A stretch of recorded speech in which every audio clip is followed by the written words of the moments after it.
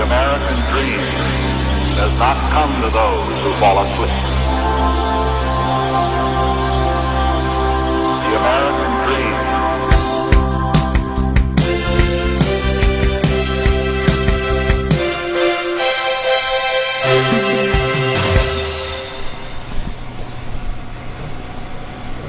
Hi, I'm your instructor, Paul Gruber, and welcome to the Pronunciation Workshop's first training session. I am very excited that you have taken this first step to improve your English pronunciation, and I do hope that you enjoy this program and receive great benefits from it. Before we begin, I want to make sure that you have downloaded and printed out the training manual which accompanies this course. If you have not yet done so, please do it soon, because you'll definitely need it. Now, you may be wondering, how is it that I am going to help you change the way you speak? Well, basically, when you learned English as a second language, you kept many of the sounds and speech rules from your first language, and you are continuing to use them when you speak English. This is what gives you an accent. You are using the sounds and speech rules from your native language instead of the sounds and speech rules of English. And you know why? Well, because when you learned English, nobody ever showed you what the sounds and speech rules of English were until now. That's where I come in, because I am going to show you and train you on how to use these sounds and speech rules correctly. Knowing and using these rules will help you reduce or possibly even eliminate your accent. Now, throughout the program, you're often going to see me point to my mouth to show you how to produce a particular sound. I want you to pay close attention and try to copy exactly what it is I'm doing. I will be showing you how to correctly form new sounds by changing the position of your tongue or changing the shape of your lips. These small changes are going to make very big changes in your speech. Regarding practicing, I recommend that you use the training manual and try to practice often. When you practice, I recommend that you start out speaking slowly, out loud in a strong voice, while exaggerating all the mouth movements. What you will be doing is retraining the muscles of your mouth and your tongue to move in new ways, which will produce new pronunciation patterns. These new speech patterns will slowly and eventually evolve into your own spontaneous, fast speech. But it is important that you start out going very slow. If you can pronounce words and sentences correctly speaking slowly, well, then you'll have no problem saying them fast. I believe practicing is important, but I do not believe it's the only key towards success. Being aware of your errors, that's the key. Being aware and also recognizing mistakes when you hear them will probably be the most important factor towards your improvement.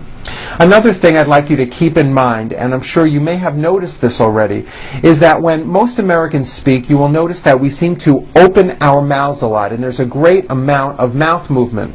Watch my mouth when I say something like, "Wow, is it really raining on Wednesday?" Did you see how much my mouth seemed to move? It wasn't with my lips flat. It wasn't, "Wow, is it really raining on Wednesday?" There was a lot of movement. My mouth opened wide, but also my whole mouth moved forward. Now, I find many foreign speakers, maybe because of their language's characteristics, they don't move their mouths much, and there is very little facial movement. Because of this, to an American listener, the words often sound mumbled, making it very difficult for an American listener to understand what it is you said. One way to be better understood immediately is to become more aware of your speech and to really start opening and moving your mouth. I'd like you to try to observe what I'm talking about. When you speak to native-born Americans or watch TV or movies, notice how when Americans speak, generally our mouths really open big and our lips come forward. These movements have a lot to do with the sound of American English. I also want to add that I will often be asking you to repeat words and sentences on these videos. Try to think and act as if we're both sitting in the same room and I am directly right in front of you. Listen carefully to the words and sounds that I give you. Listen carefully to my pronunciation and watch my mouth. Then repeat the words back to me in your own voice with the techniques that I'm showing you as clearly as you can. Now, at first you may feel a bit foolish talking to your computer screen, but really you shouldn't. Make believe you are speaking directly to me. You will find this to be extremely helpful and effective. During the course of this program, I will begin by addressing consonant sounds, and then later on we'll work with vowel sounds. Now, vowel sounds, as you know, are A, E, I, O, and U, like A, O, E, and U. And consonant sounds are basically all the other letters and sounds, like B, Ch, S, T, F, G, Sh, W, and of course there are many, many more sounds. The consonants that we are going to cover in this first session are the consonant R and the consonant W. Okay, are you ready?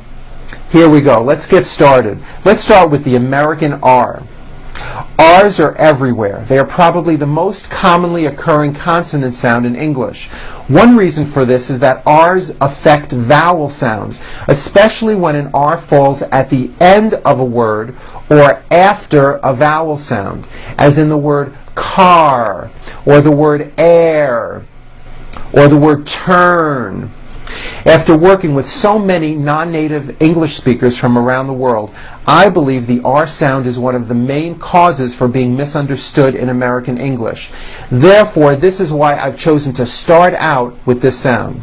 Now, in some languages like Arabic and Spanish, the R is produced by bringing the tongue forward in the front of the mouth, behind the upper teeth, and rolling or trilling the tongue. Like that. Now, in some other languages, like German and French, the R is produced in the back of the throat. But this is not how we produce an R sound in the United States. In American English, in order to say a clear R sound, distinct things have to happen. The first thing is that our mouth and our lips come tightly forward, as if you would be saying the ooh sound. Do this with me. Say ooh, and make sure you're bringing your lips all the way forward. Say ooh. That's it. You see how your lips are forward? That's what you want to do. This is the position your mouth should be in when you produce an American R. Like that. And I'll bet you no one ever told you that. Now, the second thing is that your tongue moves back in your mouth. It doesn't come forward, it's pulled back. This is probably the opposite of what you are doing right now. So, for example, in the word rock, notice how my lips are coming forward and my tongue moves back in my mouth, and I push out the R sound. Watch this. Rock. Do it with me and exaggerate the R. Rock. Watch it with my head turned. Rock. You see that? See how the whole bottom of my face came forward? Don't be afraid to do this. This forward mouth movement is what is going to give you an American R sound. It's not rock, and it's not rock with your lips flat. Your whole mouth really has to come forward. Now later, I recommend that you practice doing this in front of a mirror while watching your mouth. Really push out the R, and remember to pull your tongue back. Now, one way of checking if you're doing this correctly with your tongue is by actually putting your finger around an inch into your mouth while saying an R word. Watch this. Rock. Like that. You should be able to take the tip of your finger and feel the tip of your tongue. If you do these two simple things, bringing your mouth forward and pulling your tongue back, I'm telling you, your speech is going to be clearer and you're going to sound so much better. Okay, we're going to start out with R's at the beginning of words. Here we go. Repeat after me. Rock. Rip. Reach. Road. Rain. Rich. Roam. Raise. Robe. Rice. Very good. Now repeat this sentence.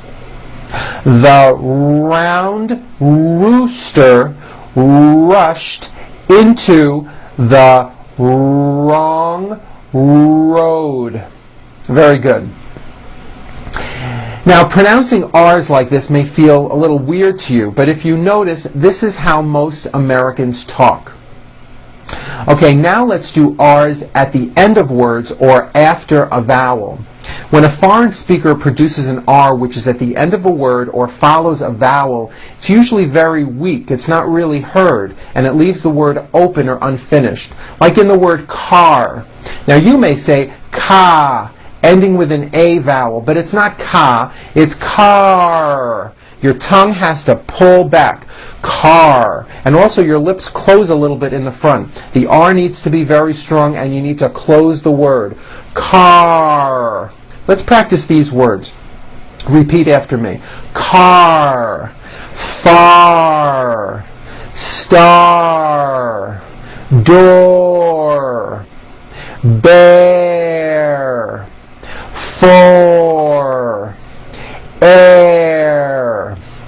Year, and that has a high vowel sound, E, year, turn, and pour. Very good. Okay, now let's discuss R's in the middle of words. In the word very, for example, which is a frequently used word in English, the R occurs in the middle of the word. It's not a D sound. The word is not vedi or very, it's very. Make sure that the R sound is strong and your lips are coming forward. Your tongue is back and you push out the R. Very, like that. Practice these sentences with me, nice and slow. He is very, very nice. Like that. See how my lips are coming all the way forward? Next one. She is very, very tall. Here are some more practice words with R in the middle. Repeat after me.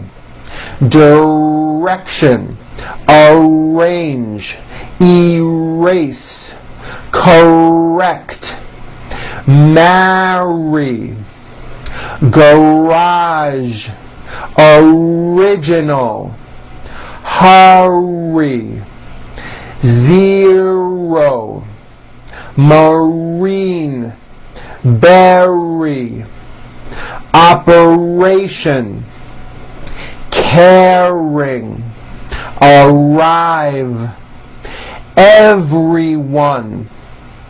Okay, very good. Now, R's are often combined with other consonants and form what we call R blends. It is important to understand that the R sound is the strongest sound of the blend, and your lips often come forward before you even say the word. An example of this is the word grape. Now notice how my mouth comes forward before I even say the word. Grape. Did you see that? And notice in the word grape, the R sound is stronger and you even hear it more than the G sound. Grape. Here are some practice words with R blends. First at the beginning of words. Here we go. Training, trust, trip, great, tropical, bring, print, president, product, cracker, crawl, break. Okay, now in the middle of words. Subtract, waitress, nutrition, Australia, introduce, compress, oppression, betray. Very good.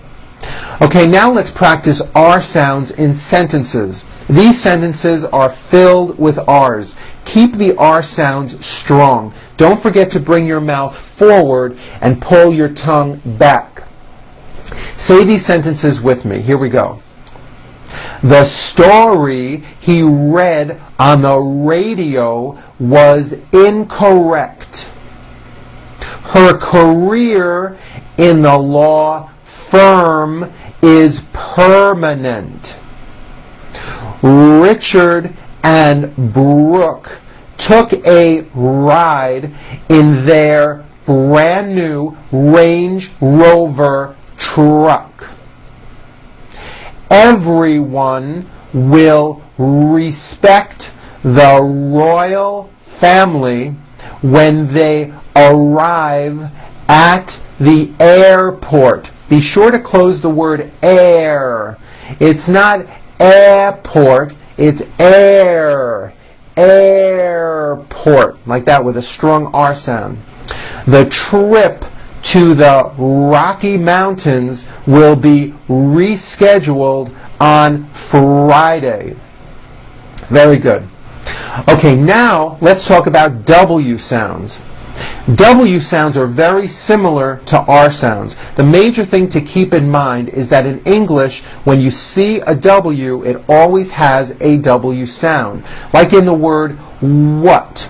Again, notice how my mouth moves forward. One way to make sure you are doing this correctly is to first say ooh with your whole mouth forward. Ooh, like that. And then open and close your lips to make the W sound. Like this. Ooh. Whoa, whoa, whoa, whoa, whoa, whoa, whoa, whoa, whoa. That's how you produce a W. Whoa, like that. It's never a V sound, where you are like biting down on your lower lip. Never. We'll be going over V sounds in the 4th session. The reason I mention this is because many foreign speakers, especially German speakers, say, for example, what with a V for the word what. Instead of saying, what will we do, which is correct, they may say, what will we do? And that is not right, and many people may not understand you. Bring your mouth forward on those W words. What will we do? Say it with me. What will we do? Very good. Now, as I said, the W and the R are similar. Both of them are made with your mouth in a forward position and your tongue pulled back. Your mouth should be a little bit tighter when you say an R. Listen to the similarities and differences between these R and W words. Rick, wick. Right, white. It's not white with a V, it's white with a W. Very good. Also be aware that the W sound occurs in some words beginning with the letter O, like in the words one and once. You might not be aware of this. Practice these W words with me. We'll start out with W at the beginning of words. Don't forget to bring your mouth forward at the beginning of each word. Why, which, when, what, wipe, wish, wait, wing. Very good. Okay, now with W in the middle of words. Always, away, beware, awake, someone, rewind, Halloween, Hollywood. Now practice these W sentences. The wind from the west was very wet. Remember, very starts with a V sound followed by a strong R. Was very wet. Very good. We woke up and washed the white washcloth. We waited for the waitress to give us water. We had a wonderful time in Washington and Wisconsin. Very good. Now, while we are talking about W sounds, I'd like to mention Q sounds. How are Q sounds related? Well, Q sounds are made with the K sound, k, k, and the W sound, w, put together. You may not have known that. So, for example, the word quick is pronounced with a K and a strong W sound. Quick, like that. Repeat some of these words beginning with the Q sound. Question, quiet, queen, qualify, quit, Quebec, quilt, and also in the CH word, choir. Very good. Okay, here now is a paragraph which contains many R and W sounds. You may want to practice reading this paragraph a few times. Notice how my lips come forward on all my R's and W's. Try to do the same thing. And don't forget, do not roll your R's. Don't do that. Here we go. Ray was born in Russia. He dreamed of building the perfect roller coaster at the Grand Canyon in Arizona. He had a friend named Fred who lived in Norway. Fred's profession was designing railroad tracks, and his career involved traveling all around the world. Ray thought it would be perfect if Fred designed his roller coaster ride. Fred was creative, brilliant, and worked well with railroad tracks. He would be the perfect engineer for the project. The ride took 2 years to construct and was painted red and white. Everyone really wanted to ride the brand new roller coaster. Very good. Now, if you strongly push out those R's and W's, when you practice, eventually your R and W sounds are going to be clear and your speech will be much easier to understand. If you have the time, watch this session again and practice your pronunciation along with me. Then take out your training manual and practice on your own. All the word lists and reading passages that are on these videos are in the manual as well. I hope you enjoyed our first session together. Feel free to watch this session again. I'm Paul Gruber with the Pronunciation Workshop, and I'll see you next time.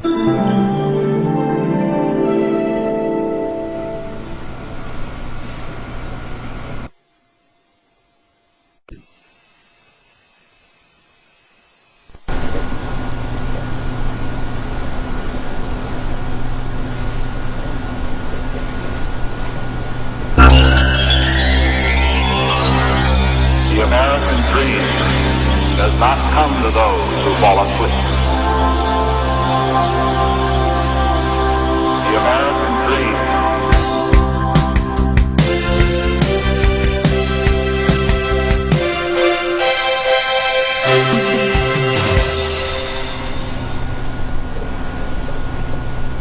Hi, welcome back. Again, my name is Paul Gruber, and this is the Pronunciation Workshop's second session. I hope things have been going well since we last met. I would like to just mention again that there are literally hundreds of languages around the world, and every language has its own set of characteristics. What I've done in this program is to address the most significant pronunciation errors made by most foreign speakers. Now, you may find that not every lesson pertains to your individual pronunciation problem. If that's the case, well then that's great because you've got less to work on. But I'd hate you to miss out on anything important. Therefore, I still do recommend that you watch all of the sessions in chronological order from the first session to the last session to get the most out of this program. And then later on, if you feel you need more practice, review the sessions which you feel may need more attention. Okay, let's get started with today's session. In this video, we are going to talk about voicing. We'll also talk about consonant pairs and what they are. And then we'll cover S sounds and Z sounds. Okay, here we go. Voicing. You're going to hear me say this word a lot, and you need to understand what it is and what I'm talking about. All speech sounds, all of them, are either voiced or unvoiced. Now, what does that mean? Well, first, let's take a look at this video. It may look a little bit disgusting. Do you have any idea what this is? It looks like something is opening and closing. I'll give you a hint. You've got a pair of these and you use them when you speak. Any idea? Those were vocal cords. Vocal cords are those tiny muscles that are right here in your throat that vibrate quickly and create sound, and that sound is your voice. Now you can easily make your vocal cords vibrate by just saying ah. That's it. That's voicing. Voicing is when your vocal cords are vibrating, producing a sound. And you can feel the vibrations if you put your hand right here on your throat. Do this with me. Put your hand on your throat and nice and loud say, ah. Do you feel the vibration? Those are your vocal cords vibrating. Now all vowel sounds are voiced. Ah, o, u, a, e. You cannot produce a vowel sound without voicing it. Nothing would come out. You see? You need voicing. Ah. So all vowels are voiced. Now consonants are a completely different story. Some consonants are voiced and some consonants are not voiced. And many consonants are what we call paired. So let's talk about paired consonants. Let's look at the sound the letter P makes. That's the sound of the letter P. Are your vocal cords vibrating when you're saying the sound? You feeling any vibrations in your throat? No, your vocal cords are not producing a sound. So therefore the P sound is what we call unvoiced because there is no voicing. And this is the sign I'm going to make when there is no voicing.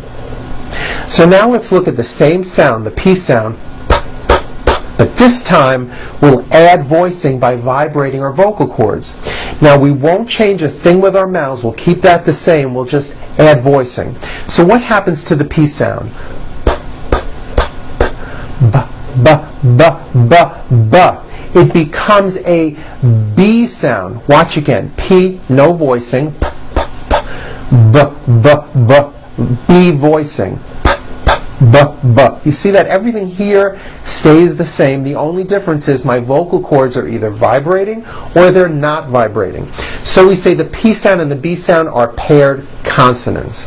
They are produced exactly the same way here in your mouth, but the P sound has no voicing and the B sound, B, does have voicing. Okay, having said that, let's look at another set of consonants. How about the letter T? What sound does that make? T, t, t. Is that voiced or unvoiced? T, t, t. It's unvoiced. Your vocal cords are not vibrating. T, t. Now don't change a thing with your mouth. Just take the same sound and add voicing. What does that T sound become? T, t, d, d, d, d. Becomes a D sound. D, d, d. So we say that the T sound, t, t, and the D sound, d, d, are also paired consonants. Okay, now let's look at the F sound, where you're biting down on your lower lip. Is that a voiced sound or an unvoiced sound? It's unvoiced. Your vocal cords are not vibrating. Now, same sound, but this time we add voicing.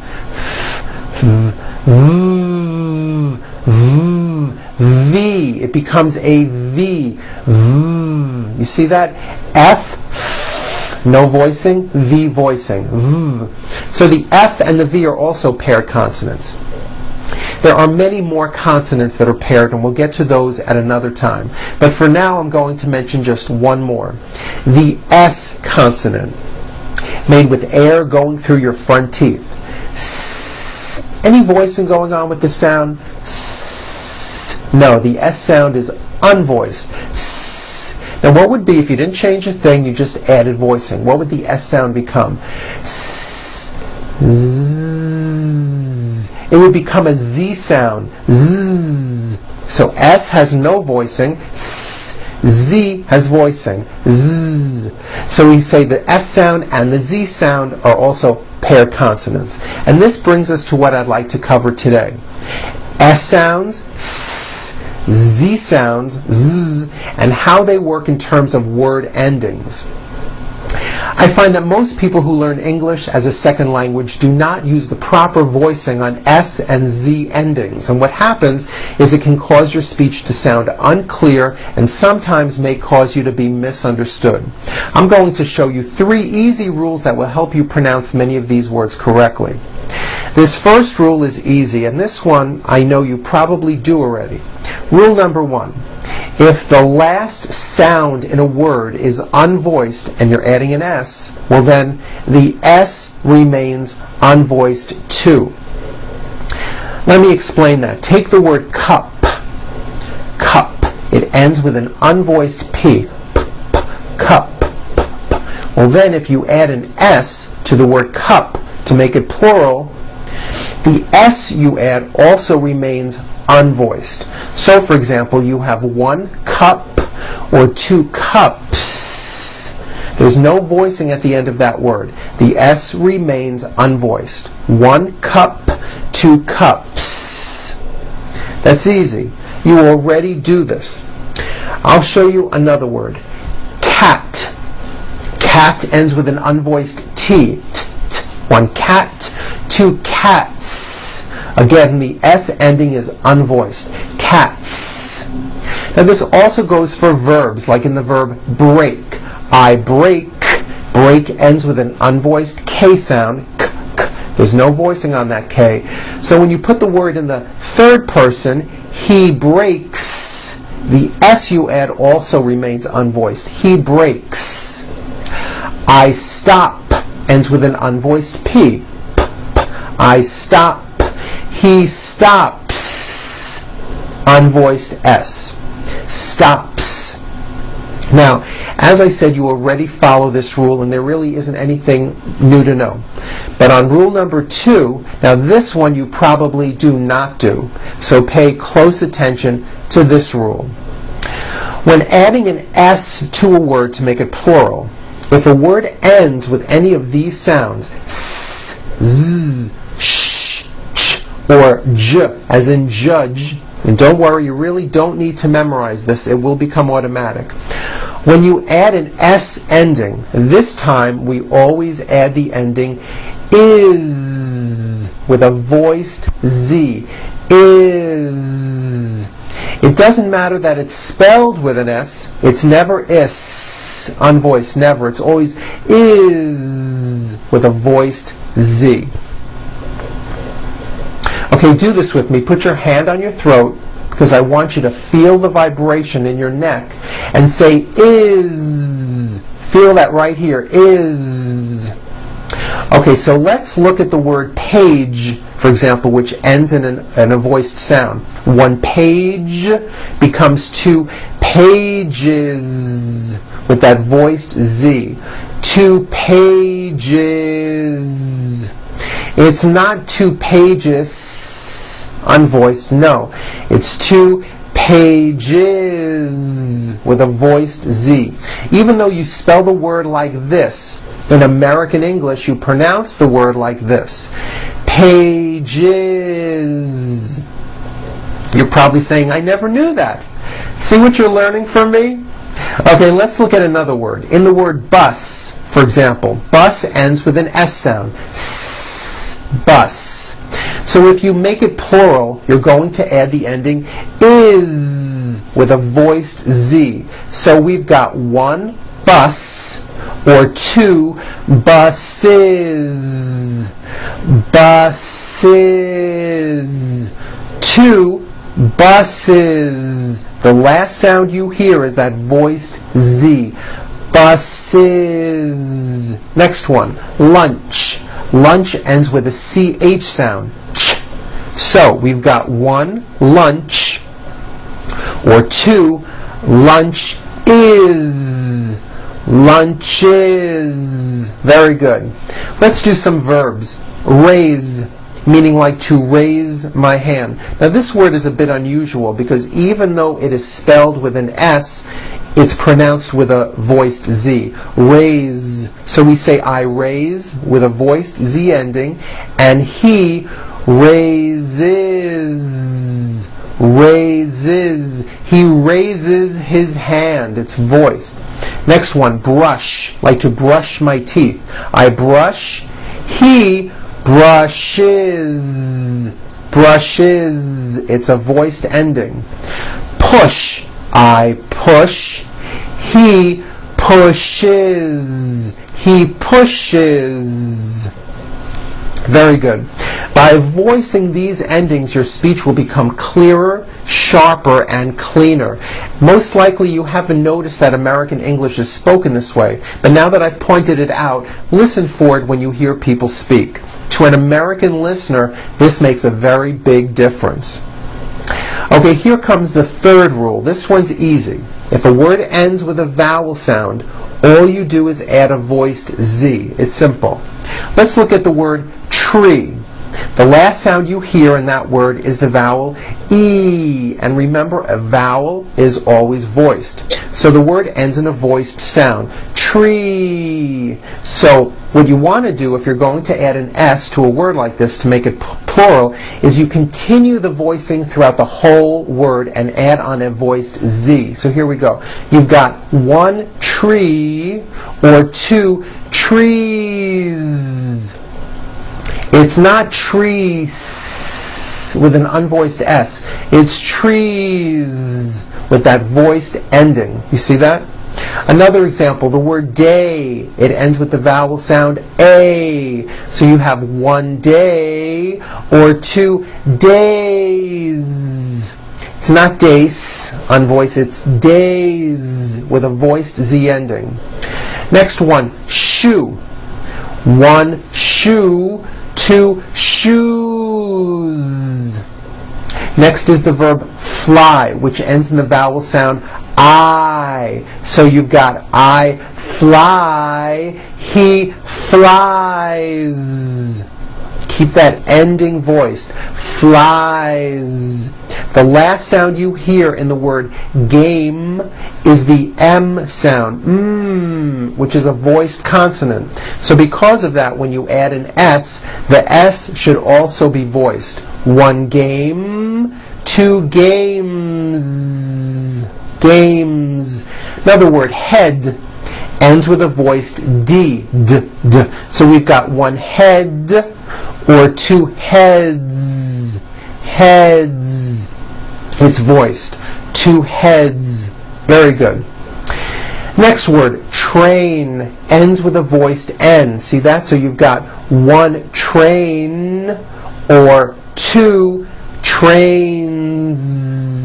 Two trains with a voiced Z ending. Song ends with a voiced NG sound. So if you make it plural, don't forget to add a voiced Z ending. You've got one song or two songs. Two songs. Now, what I just showed you takes some practice to actually incorporate it into your English, but I can tell you from past experience that most of my clients were able to master these S and Z voice endings in just a few weeks. Okay, now for something else. As you know by now, English is a difficult and a crazy language. All these words that I'm going to show you now are written with an S, however, they are all pronounced with a voiced Z. Why this is, I have no idea, but this is how English is. Here we go. The word is, it's not is, unvoiced, it's pronounced as if it were a Z. Is, this is good. You hear that? Is. His, same thing. It also has a voiced Z ending. His mom is Mary. As, you pronounce it with a voiced Z. As the phone rang. Was, which is a very common word. It was raining. These, voiced ending. These are my children. Those are my books. Easy. Again, the S is like a voiced Z. Easy. This is easy. Because, which is another common word. Because we were late. Okay, now let's do some practice with reading passages. Each of these has many voiced and unvoiced S and Z sounds. All of the voiced Z sounds you will see are underlined. If you've printed out the training manual using a color printer, you'll notice that the voiced Z sounds are all printed in red. This will help you visually see which sounds should be voiced. I'm going to go slow and exaggerate the sounds. You may just want to listen to me first, then stop the video, practice on your own, and then later on watch this video again and practice it with me. Whatever feels right to you. Now this first one has many voiced Z sounds. Here we go. Another zippy, zappy, crazy day comes to a close as we zoom up to Joe's snooze zone. Zoe Jones of Zodiac Zoo plays with her zipper. Very good. Next one. Last week, Jim's brothers were picked to represent their country in the Olympic Games. Two of the brothers were swimmers, while the other two were long-distance runners. All of the brothers wore glasses. These athletes worked hard at qualifying for the games and were hoping to come home with prizes. Since the brothers go to the same university, they often take the same courses. This makes studying easier and gives them more time to do other things. Okay, here's the last one. On Thursday, I had a very lazy day. I woke up early and first squeezed oranges into juice. I then got dressed and watched the sunrise come up over the mountains. It was so beautiful that I took many pictures with my camera and I used 3 rolls of film. After drinking 2 cups of coffee, I got dressed, left the house, and walked 3 miles home. Very good. Now another good way to practice these voiced S and Z endings is to do a naming activity. What you do is you just sit in your room and out loud name everything you see, first in the singular form and then in the plural form. For example, you look around and you say out loud, 1 door, 2 doors, with a voiced Z ending. 1 table, 2 tables. 1 computer, 2 computers. 1 light, 2 lights. Some of my clients found this to be very helpful. In addition, try listening for these voiced sounds when you hear native-born Americans speak. It's very good ear training, and that'll help you improve. Soon, slowly begin to put these sounds into your own speech. You'll find that by adding these voiced endings, your English will sound cleaner and people will have an easier time understanding you. Believe me, it's going to really make an improvement. Before we finish, I have one more suggestion that comes from clients who have taken this program. I think it's a really good idea. If you can, find a very small mirror and attach it maybe with some tape right onto the side of your computer monitor, right next to the screen. By having a mirror right in front of you during our sessions, you can easily read the text on the screen, watch my mouth, and then look right into the mirror at your own mouth. You'll be able to compare your mouth with what I'm doing, and you'll know whether or not you are forming your lips and tongue into the correct positions. Through imitation and following my instructions, you're becoming closer to speaking with an American accent. Well, that's it for today. Relax, have fun, and practice what I've shown you. Until next time, I'm Paul Gruber with the Pronunciation Workshop, and I'll see you at our next session.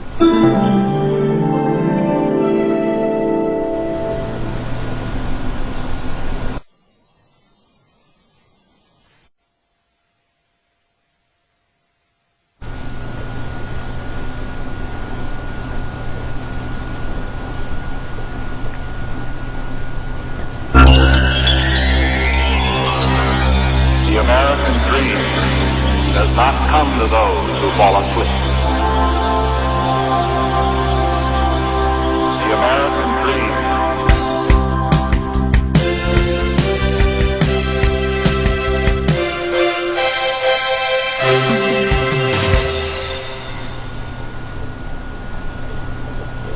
Hi, welcome back. Again, my name is Paul Gruber, and this is the Pronunciation Workshop's third training session.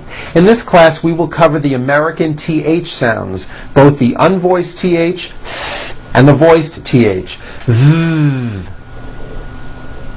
This is one of my favorite areas because when you correctly produce TH sounds, you will significantly improve the way you speak English.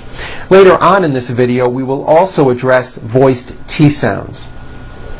Now, except for maybe a few languages, English is one of the only languages in the world that has a TH sound, where your tongue comes out between your teeth. Now, you may have a difficult time with the sound because this sound probably does not exist in your own native language. Therefore, you don't think to use this sound when you speak English. Most likely, you just substitute another sound, like a T or an S.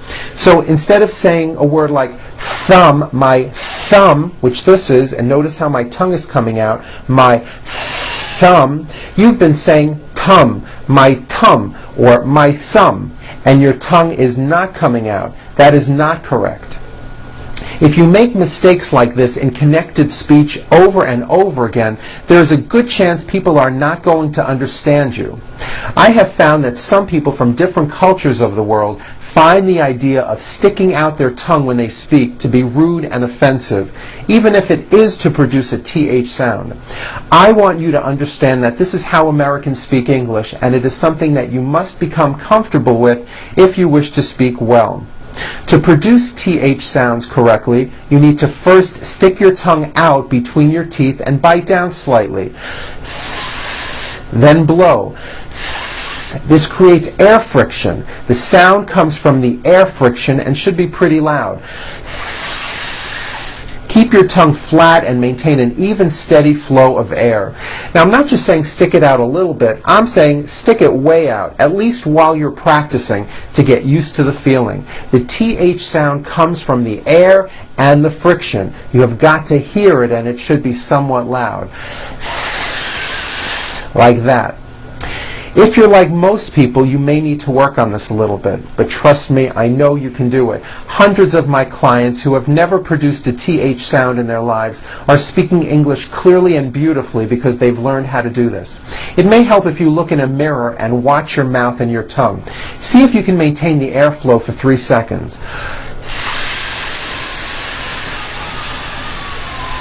Like that. Woof! I know this may feel very strange and uncomfortable to do possibly, but soon you'll get used to it, and this small change in your speech is going to really improve how your English sounds. Now, the TH sound is a friction sound and is not as loud as other speech sounds.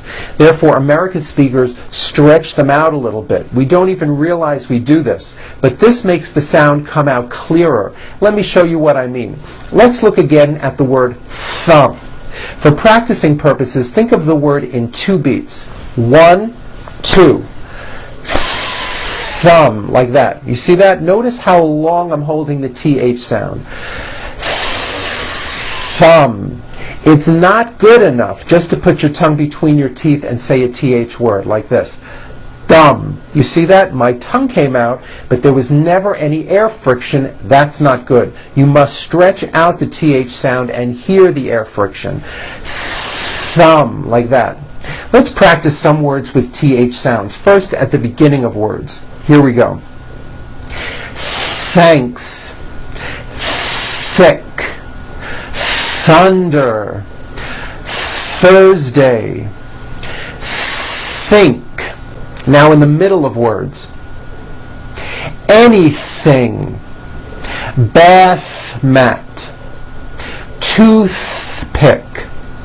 Athletic. Mouthwash. Now at the ends of words. Bath. North. Beneath. Forth. South. Very good. Okay, now let's talk about voiced TH sounds. To make a voiced TH sound, all you have to do is take the TH sound that I just showed you and just add voicing.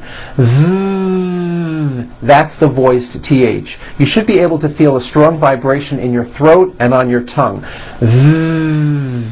Let's go over some of these voiced TH sounds. This first set of words are some of the most commonly used words in English, and yes, they should all be voiced and all made with your tongue coming through your teeth. First, at the beginning of words. The, like the book. That house. They came over. Them, give them water. There it is. This is my nose. Those boys are good. These are my parents. You know, another good way to practice these words is by going around your room and naming everything you see using a TH word. For example, the chair, that window, those books, this door, like that. Then go around and name your body parts and some clothing, like that shoe, this watch, these feet. Okay, that may be helpful. Let's look at these voiced TH sound words. Clothing. Notice how my tongue comes out in the middle of the word and the TH sound is pushed out. Clothing. Leather. Same thing. Stick out your tongue and make a strong vibration. Leather. Mother. Another. Weather. Northern.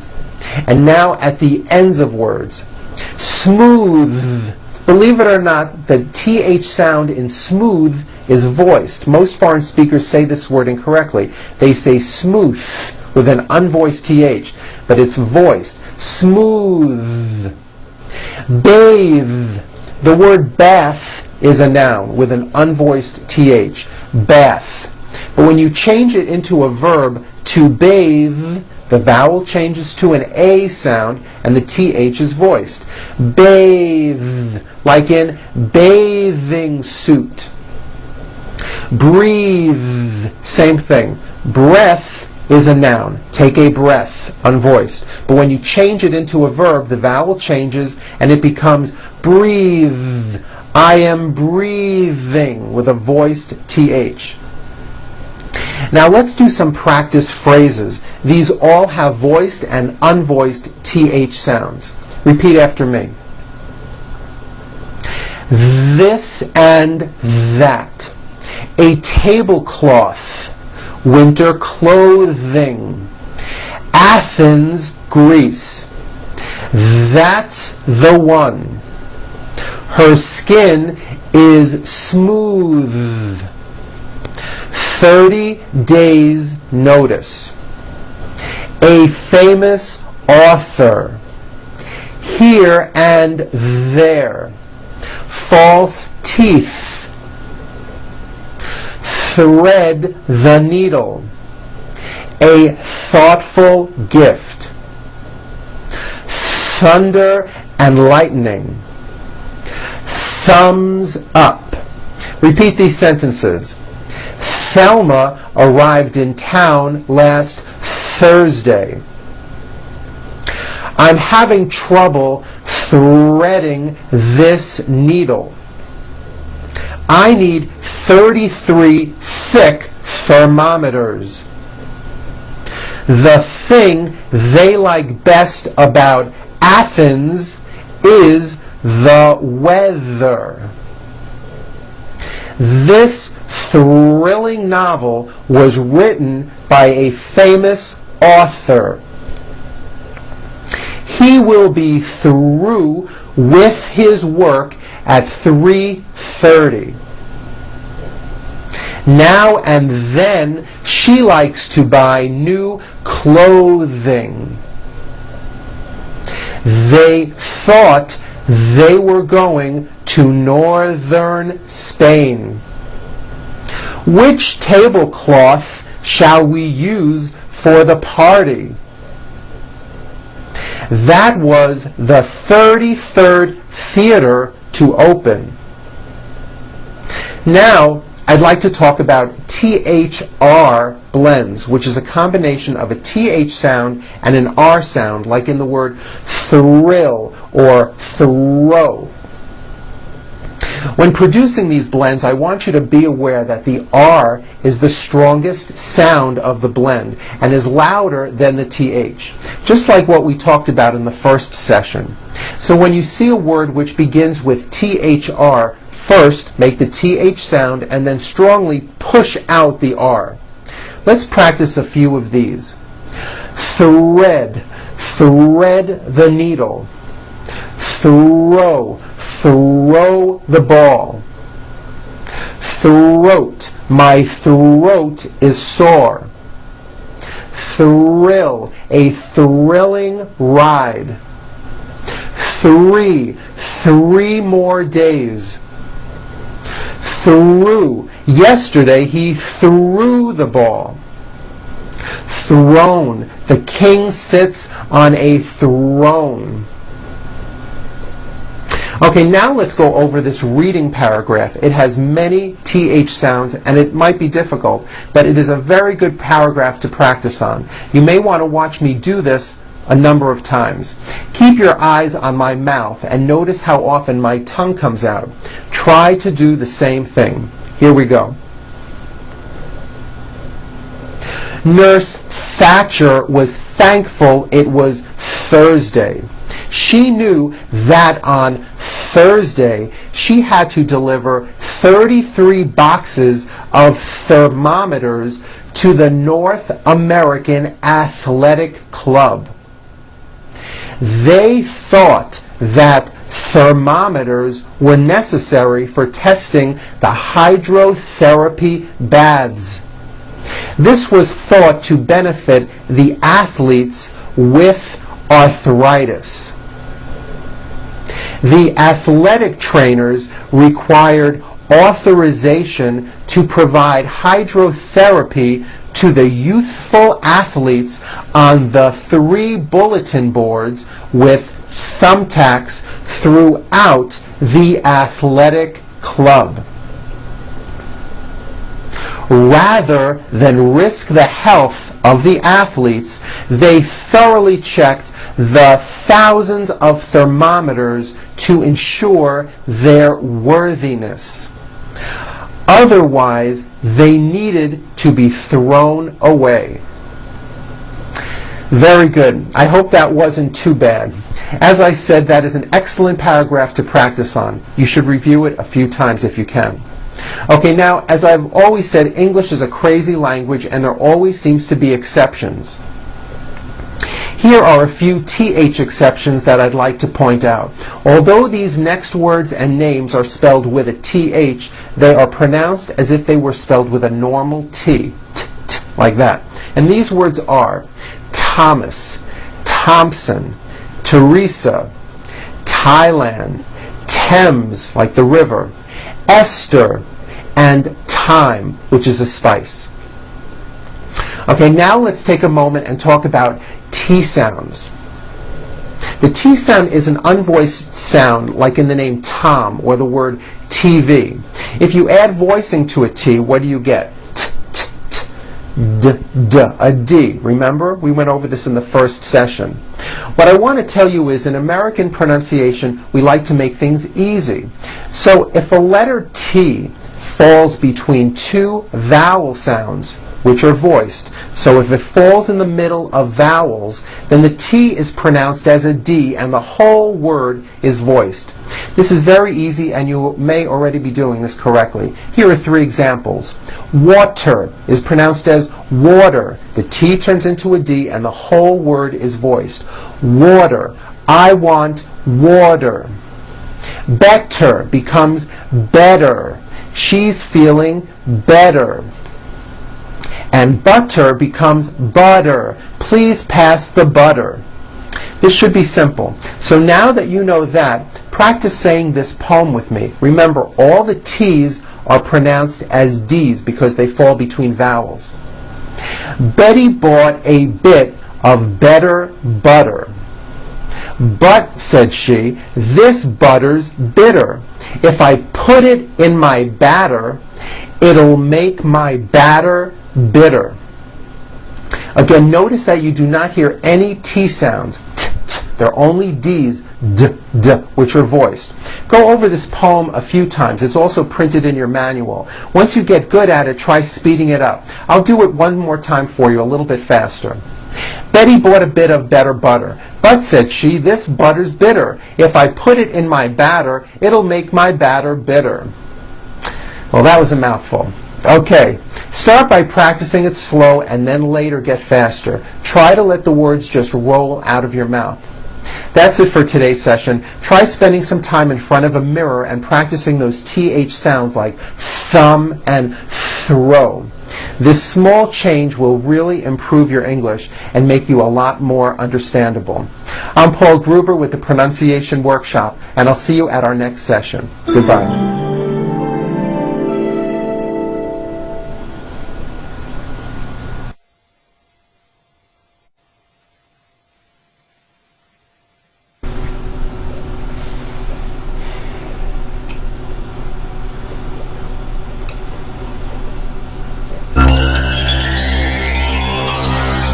The American dream does not come to those who fall asleep. The American dream.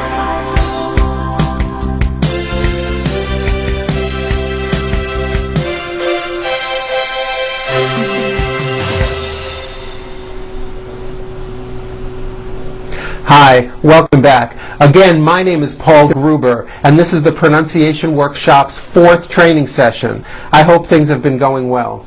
Today we will cover F and V sounds, as well as SH and voiced SH sounds. Just a reminder, all of the material covered in these videos are also printed in your training manual for practicing later on. Let's get started. In the last session, we talked about air friction with TH sounds, that the sound is made with air friction. Well, today we're going to talk about air friction again, but this time it is with F and V sounds.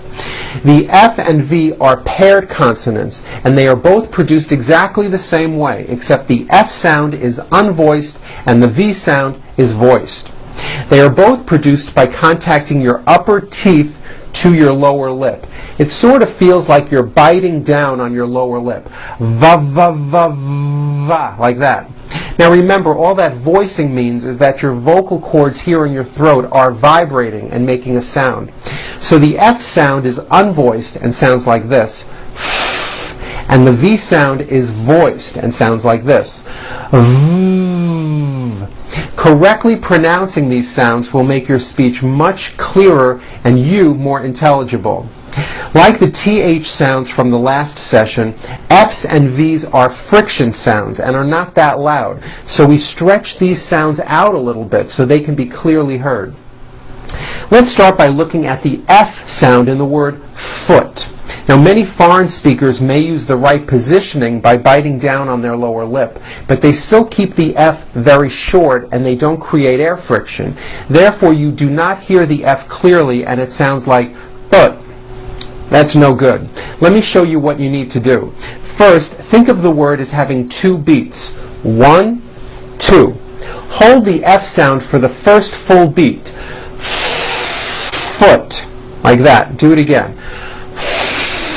Foot. Do you see how long I am holding that F? Now I know that's a little bit exaggerated, but you get the idea. You need to hear the air friction. When practicing, try to give the F 1 beat. Foot. Let's work with words beginning with the letter F. Here we go. Find. Finally. Family. Freedom with a strong R. Freedom. Laugh. Notice the GH combination in that word.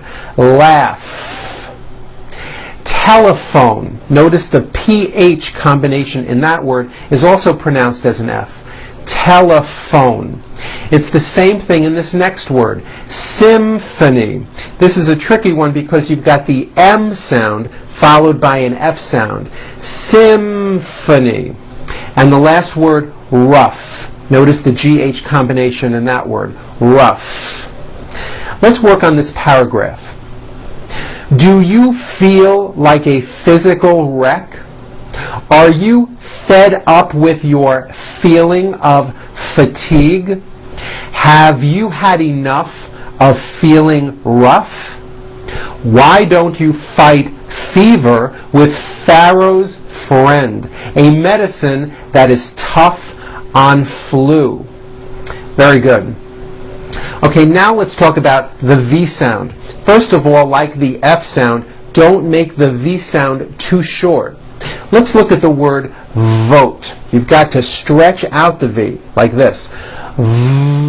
Vote. Vote. Are you hearing that long V sound? That's what you should be doing. Now, depending on your native language, you may be replacing your V sounds for W sounds. Be careful not to do this. The word is not wote, it's vote.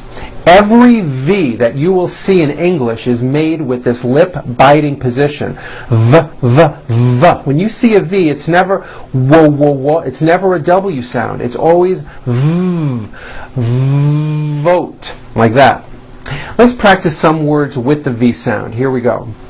Vine, oven, evaluate, voice, travel, river, notice the strong R, river, every, and now at the ends of words, glove, alive, and leave. This last word, leave, is very different from the word leaf, like from a tree, which has an unvoiced F. The word is leave with a voiced V. Keep the voicing going throughout the whole word and voice the V. Leave, like that. If you stop the voicing at the end of the vowel E, then you would be saying leaf with an unvoiced F. And the word we're trying to say is leave with that voiced V. Okay, now let's look at paired words with F and V. You will see here that just by adding voicing, you can completely change the meaning of the word. Here we go. Feel, veal, safe, save, fat, that, fine, vine, face, vase, fan, van, foul, vowel, proof, prove. Very good. Okay, now we're going to listening exercises and ear training. I am going to display some words with V sounds. However, some words I'll be saying correctly, and then some others I'll purposely say incorrectly. I want you to listen carefully to my pronunciation and to the voicing of the V sounds and see whether or not you can tell if I am saying the word correctly or incorrectly. Here we go. Here's the first word. Stove. I cooked dinner on a hot stove. Was that correct? No. I should have said stove. Stove. I cooked dinner on a hot stove with a voiced V. Next word. 5. 3, 4, 5. Correct? Yes. I said 5 with a voiced V. Leaf. I'm in a hurry and I need to leaf. Is that correct? No. It's not leaf with an unvoiced F. I should have said leave with a voiced V sound. Fisa. She just received her international visa. Correct? No. I said visa with an unvoiced F. I should have said visa with a voiced V. Living. I am living in a house. Is that correct? Yes, the V is voiced. Living. That's correct. Okay, now repeat these phrases. A famous athlete. A food vendor. The foreign service. Summer vacation. Vocabulary test. Over the rainbow. Our first victory. Harvard University. Husband and wife. Very well done. Good. Okay, now repeat these sentences with me. Her promotion in the firm was well deserved. There was only one survivor on the island. Steve noticed that the olive juice must have stained his sleeve. The street vendor was selling souvenirs to tourists. Dave gave me his car so that I could drive on New Year's Eve. There were several dents in the rear fender. Tom placed several tomatoes from the vine into a basket. Very good. Now, we are talking about English, so you know there is always an exception to everything. I would like to show you what I call the of exception. Many foreign speakers make this mistake. Even though the word of is spelled with an F, we pronounce the word of with a voiced V. I know this sounds crazy, but it's true. For example, Statue of Liberty. And notice how I connected the word of with the word liberty. Of liberty. You see, of is voiced. Here's another example. It's made of glass, or it's made of wood. It's not a wood with an unvoiced F. It's all voiced and it's all connected. It's made of wood, like that. Very good. Okay, now let's go on to something new. Let's talk about SH sounds, sh, and voiced SH sounds, zh. First, to make the SH sound, you bring your lips forward, keep them open, and leave your teeth slightly apart. Blow air through your teeth and produce the sound. Shh. It's an easy sound. What you may not know is that there are some words in English that are written with the letter S, but are pronounced with the SH sound. Words like sugar and sure. And to make things even more difficult, there are a couple of words that are spelled with CH and are also pronounced with the sh sound. Words like chef and the city of Chicago. Okay, having said that, let's go over these words. She, sugar, sure, shadow, sheep, shirt, shoe, shape, Chicago, chef. Very good. Okay, now let's do sh sounds in the middle of words. You will notice that there are many different spellings for this sound, but the sound is always the same. Here we go. Nation, motion, mission, special, reputation, official, machine, fishing, insurance, sunshine, ocean, tissue, addition, subtraction. And now at the end of words, rush, dish, establish, splash, Irish, fresh, and finish. Very good. Okay, let's do some sentences now.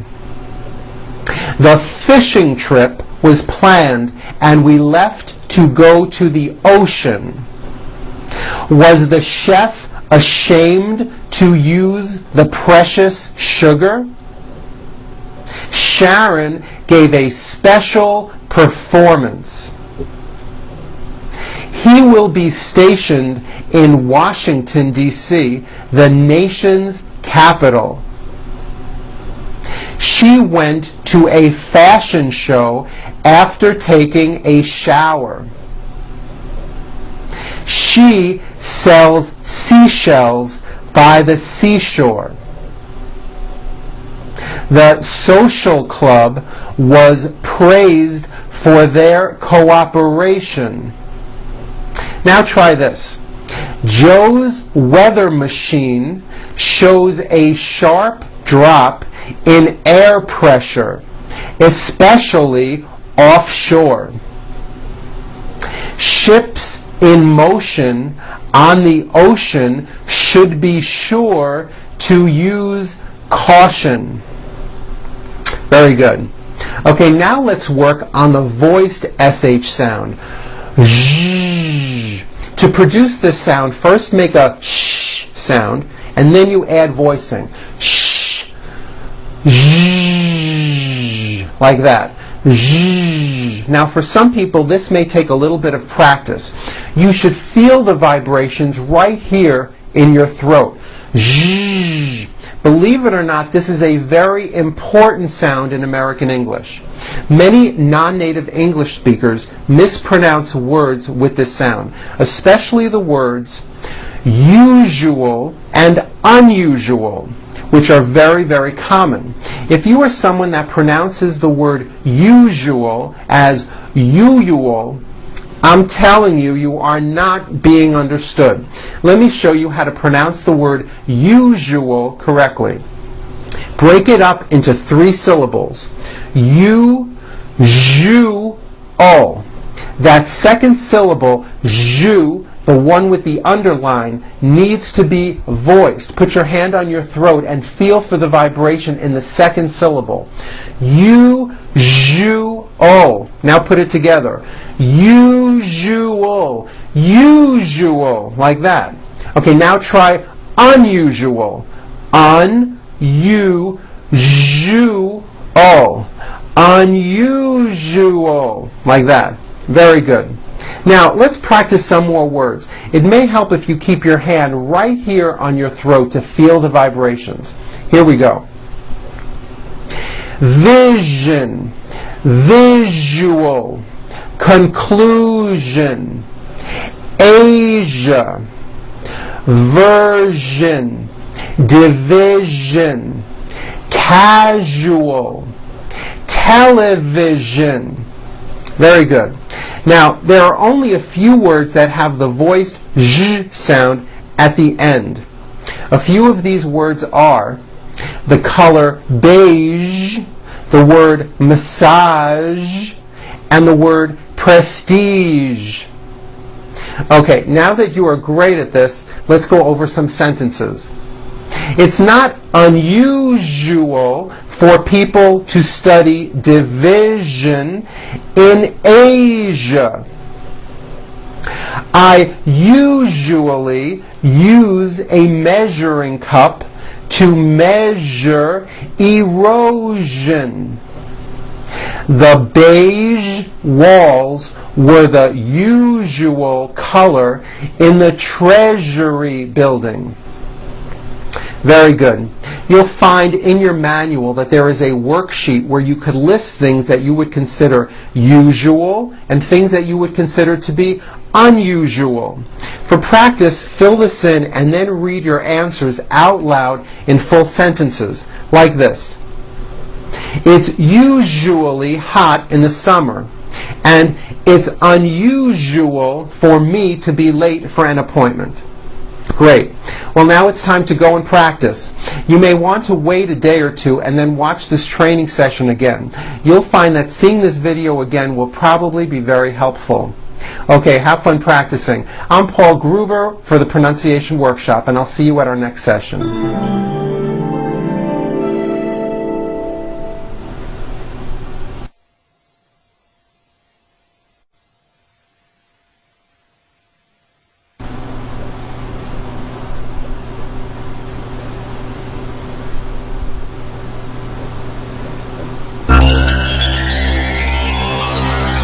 The American dream does not come to those who fall asleep.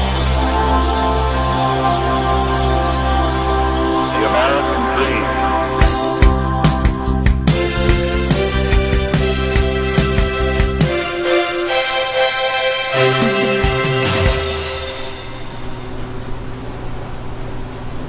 Hi, welcome back. Again, my name is Paul Gruber, and this is the Pronunciation Workshop's 5th training session. We are really moving along. In this session, we will cover the L sound, which happens to be another important speech sound. Depending on your native language, some speakers have a very difficult time with the L sound. L sounds are actually very easy. Here are a few things to remember. Number 1, when you are saying a word which begins with an L, your mouth should be wide open and your jaw should be down, like this. That's an easy one. Number 2, your tongue should rise up and push just behind your top teeth, like this. Oh, notice my mouth is open. Oh. Number 3, and this is the important part, you produce the L sound by dropping and relaxing your tongue. La, la, la, like that. Now, again, you'll notice that my mouth and jaw are open. This is key. La, la, la. What I don't want you to do is to be moving your jaw along with your tongue. I don't want you to be doing this. La, la, la. Your jaw should not be moving at all. Keep it open. Here's a trick that may help you. Take your finger and put it in your mouth and pull down hard on your lower teeth and force your mouth open and your jaw down, like this. Now, while your jaw is down, bring your tongue tip all the way up behind your teeth and do this. La, la, la. My tongue is coming up, but my jaw is staying down. What you're doing is you're forcing your mouth and your lower jaw to stay open while you raise your tongue up. And that's what I want. I want your jaw to stay down, your mouth to stay open, and your tongue to rise up independently of your jaw. La, la, la, like that. And that's how you produce a beautiful and clear L. Okay, let's do some practice.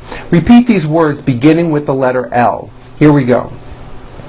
Lunch, local, London, learn, large, life, lobby, library, lucky, lift, laugh, long. Very good. Here are some words with L in the middle of them. When you say these words, focus on the L sound and really push them out. Inflation, believe, volume, glue, elevator, solve, polling, flood, delete, elect, alive, color. Okay, let's talk about when L falls at the end of a word. This is a big problem for many foreign speakers, so pay close attention to this. To produce an L sound at the end of a word, keep in mind that the sound of the L comes from the movement of the tongue rising. It does not come from the placement of the tongue, but from the actual movement. Watch me as I say this word. Hell. The L comes from the movement of my tongue. You may want to use that finger trick again. Put your finger in your mouth, pull down on your lower teeth, and slowly say the word. The only thing that should be moving is your tongue should be coming up. Hell. Your jaw should not be moving at all. Just let your tongue rise up. Hell. If you're having difficulty, practice this in front of a mirror and watch your jaw and your tongue. And be sure you don't produce the L sound by closing your mouth, which many foreign speakers do. Hell, hell. See how my mouth is closing? Hell.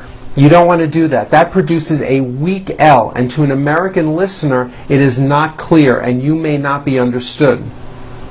Let's start and practice these words ending with L's. Here we go. Will, ball, tall, call, small,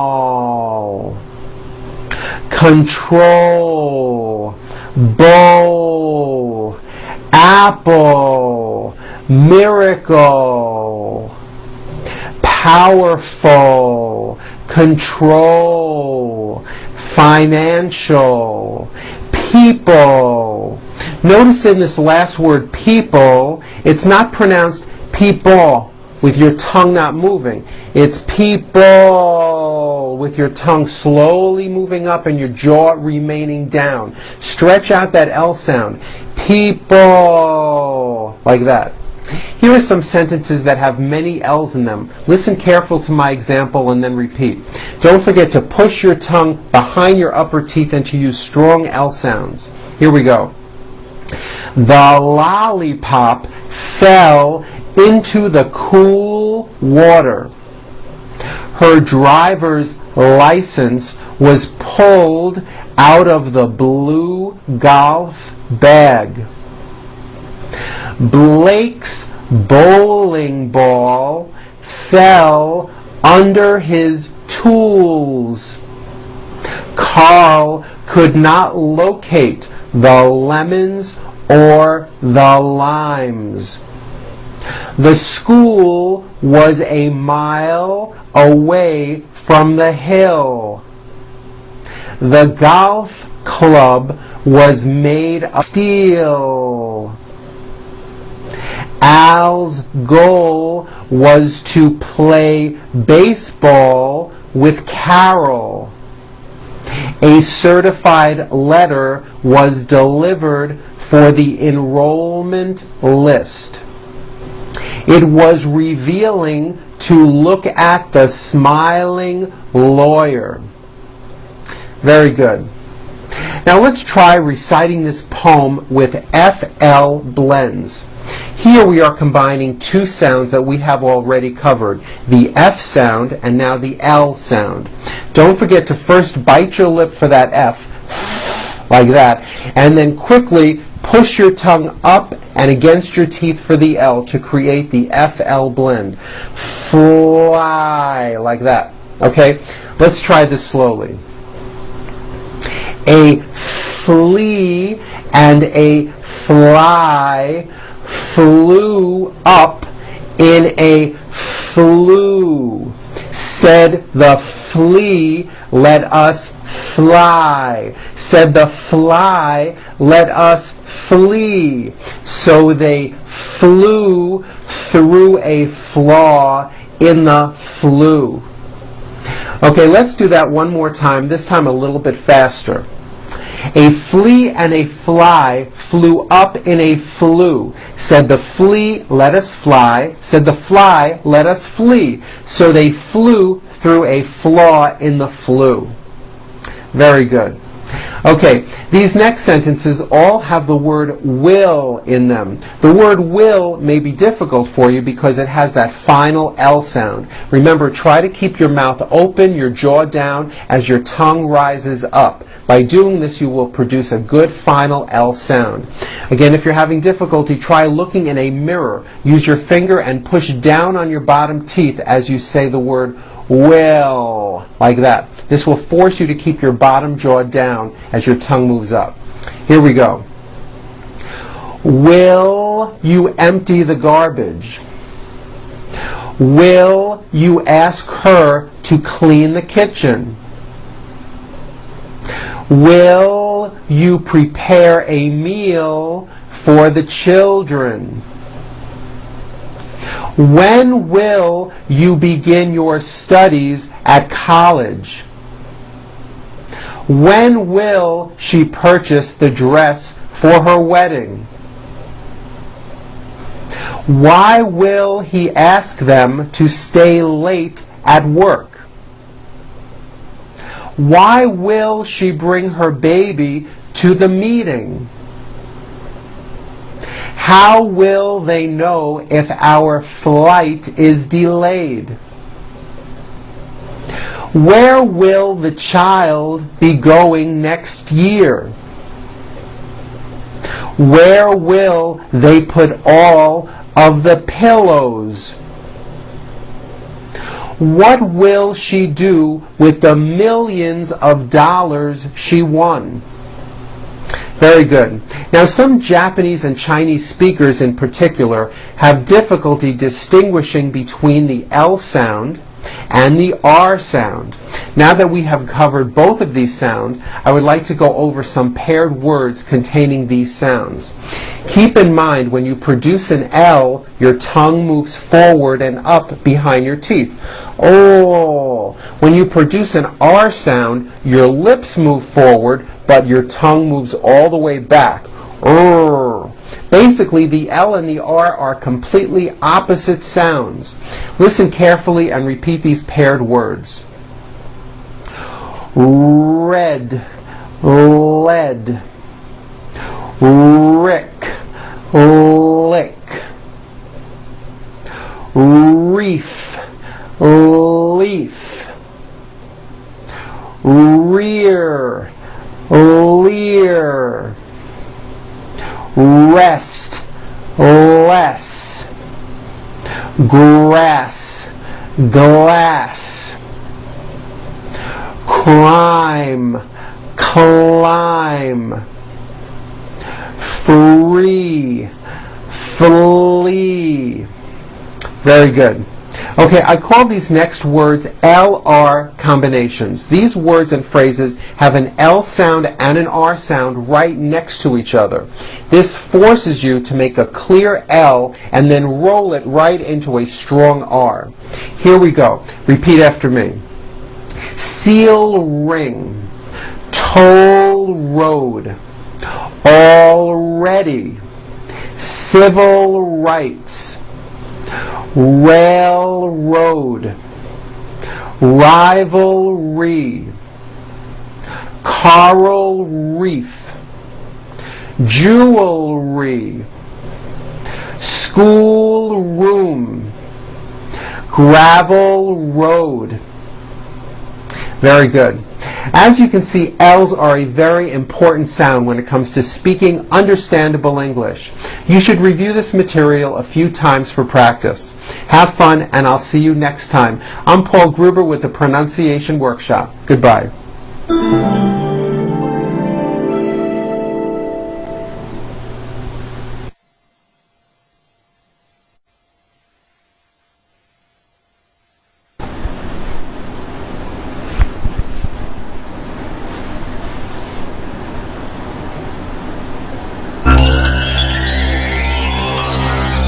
The American dream does not come to those who fall asleep. The American dream.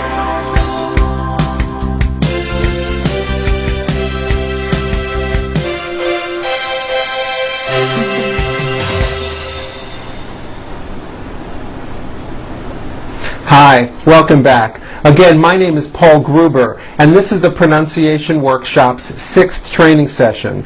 In this session, we will cover word endings. Often people who speak English as a second language drop the endings or final sounds off of their words, or they do not pronounce these final sounds correctly. If this is done consistently in conversation, chances are you will not be understood. I've noticed that the majority of my clients clip off the endings of words without even realizing that they are doing this. What I mean by clip off is when saying words, a common mistake that foreign speakers make is that they drop off the last sound in a word, especially those words that end in a B, P, D, or a T. For example, in the word job, you may be saying job without a B sound, or the B is so weak you don't even hear it. I have a good job. You see that? You did not hear the B sound. For cap, you may be saying cap. I am wearing a cap. And you don't hear the P sound. For bed, you may be saying bed. I sleep in a bed. And there's no D. For the word plate, you may be saying plate. I eat on a plate. And you don't hear the T sound. The problem is your listener is not hearing that last consonant sound. And if the person you're speaking with does not hear what the last sound is in your words, they'll constantly be guessing as to what you're trying to say. Therefore, don't drop off the endings. Make sure that the final sounds come through clearly and fully. Do not shorten them. Let's practice these following sentences and be aware not to drop the endings off. We're going to start with words ending with P. I hope the group will sleep on the ship. The soda pop spilled out of the cup over the map and onto her lap. Was the egg drop soup cheap? Very good. Now, another mistake that foreign speakers make is unvoicing a sound when it should be voiced. For example, job ends in a B, which is a voiced sound. Job. It's not jop with an unvoiced P. Keep the voicing going throughout the whole word. Job with a voiced B ending. Same thing with robe. Also has a voiced B ending. It's not rope with an unvoiced P, it's robe. Okay? Let's go over these sentences ending with B's. We cleaned the cobweb from the doorknob near the bathtub. Rob broke his golf club when he slipped on the ice cube. The crab was under the cement slab at the yacht club. The ticket stub was found in the taxi cab. Now T endings. Make sure the T's come through clearly. Kate left her cat on the mat as she flew a kite. The sailboat came into the port to join the fleet. What bait will make the fish bite? A cricket or a piece of meat? Very good. Now also remember to add voicing to words with D endings. Bed has a voiced D ending. It's not bet with an unvoiced T, it's bed with a voiced D. Road also has a voiced D ending. Road. It's not wrote, unvoiced, it's road. The whole word is voiced. Let's go over these sentences ending with voiced Ds. Fred will decide which sled should be painted red. David tried to send a refund back to England. He could not hide his report card behind the chalkboard. Very good. Okay, now let's talk about ED endings. Many verbs that are in the past tense end with ED. For example, clean. Today I clean. Yesterday I cleaned. Now, ed endings have similar rules as the s and z endings that we discussed in the second session. Here's the first rule, and probably you already do this correctly. If a word ends in an unvoiced consonant, all we do is add an unvoiced T. So let's look at the word jump, for example. The final sound in jump is a P, which is unvoiced. So when you put it in the past tense, all you do is add a T. So jump becomes jumped, with a T sound at the end. Jumped. Of course, the word is spelled with an ed ending. It's just pronounced as a T. Jumped, like that. The word walk, which has an unvoiced K sound at the end, walk, becomes walked. Yesterday I walked. Here's the second rule. If a word ends in a voiced consonant, you add a voiced D. In other words, you keep the whole word voiced. So for example, the word rub ends with a voiced B. Rub. Today I rub. Yesterday I rubbed. All I did was add a voiced D sound at the end. Rubbed. It's not rubbed with an unvoiced T. It's rubbed, like that. Here's another example. Clean ends with a voiced N. So today I clean. Yesterday I cleaned.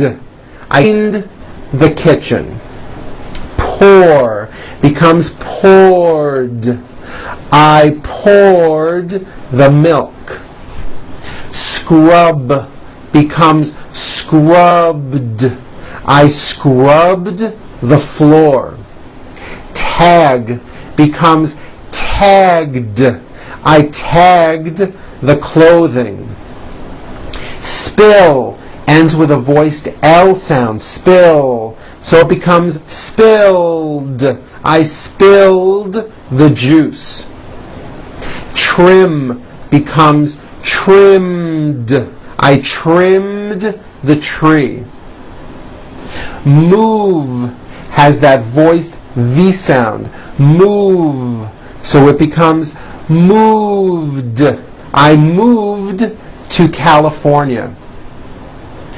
Buzz becomes buzzed. The clock buzzed all night. Okay, so that's the second rule. Here is the third rule. If a word ends in a T or a D sound, we add the ending id, which is a vowel I followed by a D, which is voiced. Id. So for example, the word lift. Lift ends with an unvoiced T. Lift. So today I lift the ball. Yesterday I lifted the ball. Lift becomes lifted. And remember in the third session we talked about when a T falls between two vowels, turns into a D, like in the word water. Water becomes water. Remember that? Well, the same thing happens here when the T comes between two vowels. So look at this next word. Heat. The verb to heat becomes heated. I heated up my dinner. Vote becomes voted. He voted this morning. Hand becomes handed. He handed me his report.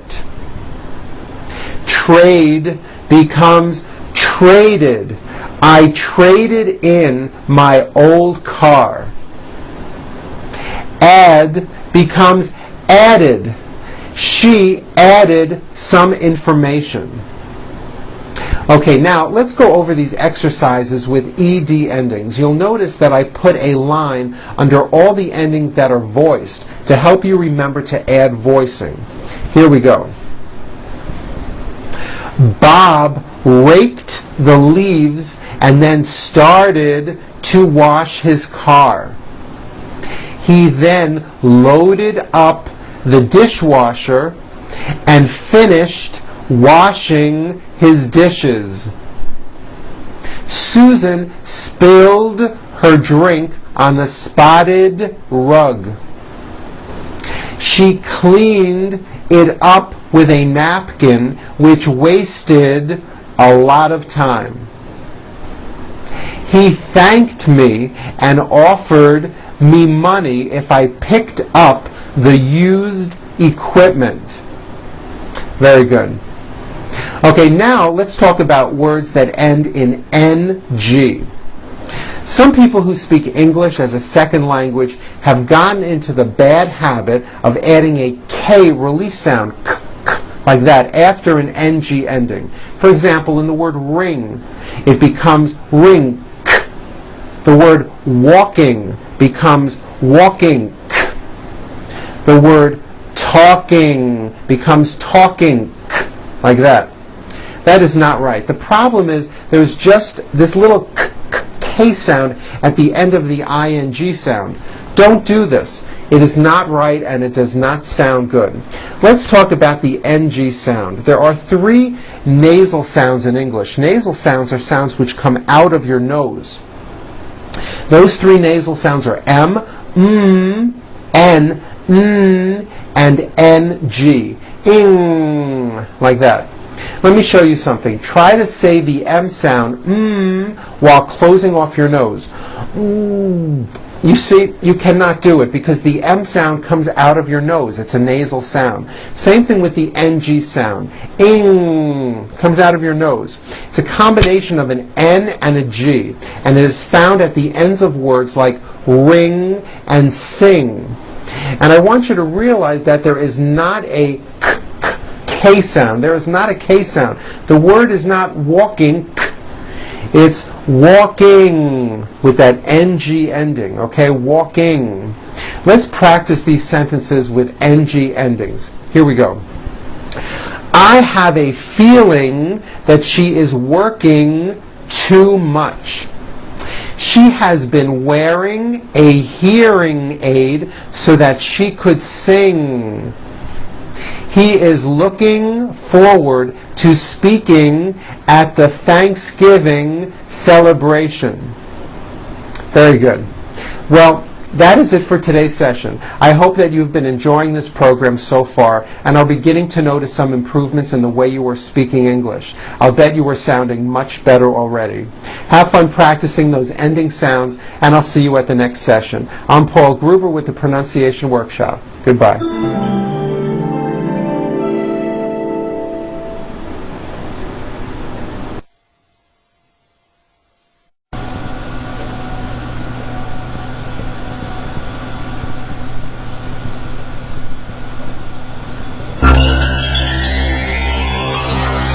The American dream does not come to those who fall asleep. The American dream.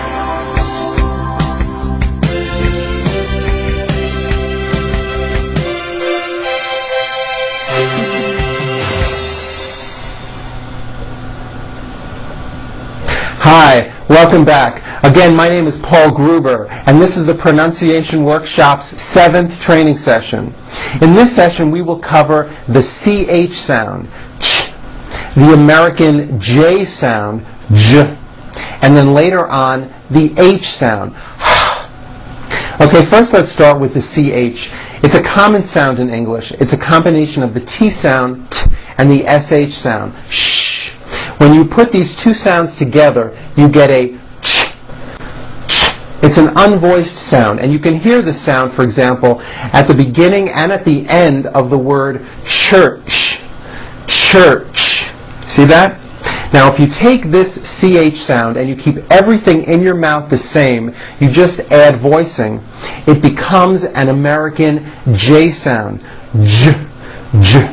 CH, ch, unvoiced, J voiced. J, ch, J. You see that? Everything here stays the same. You just add voicing for the J. This voiced J sound comes at the beginning and at the end of the word judge. Judge.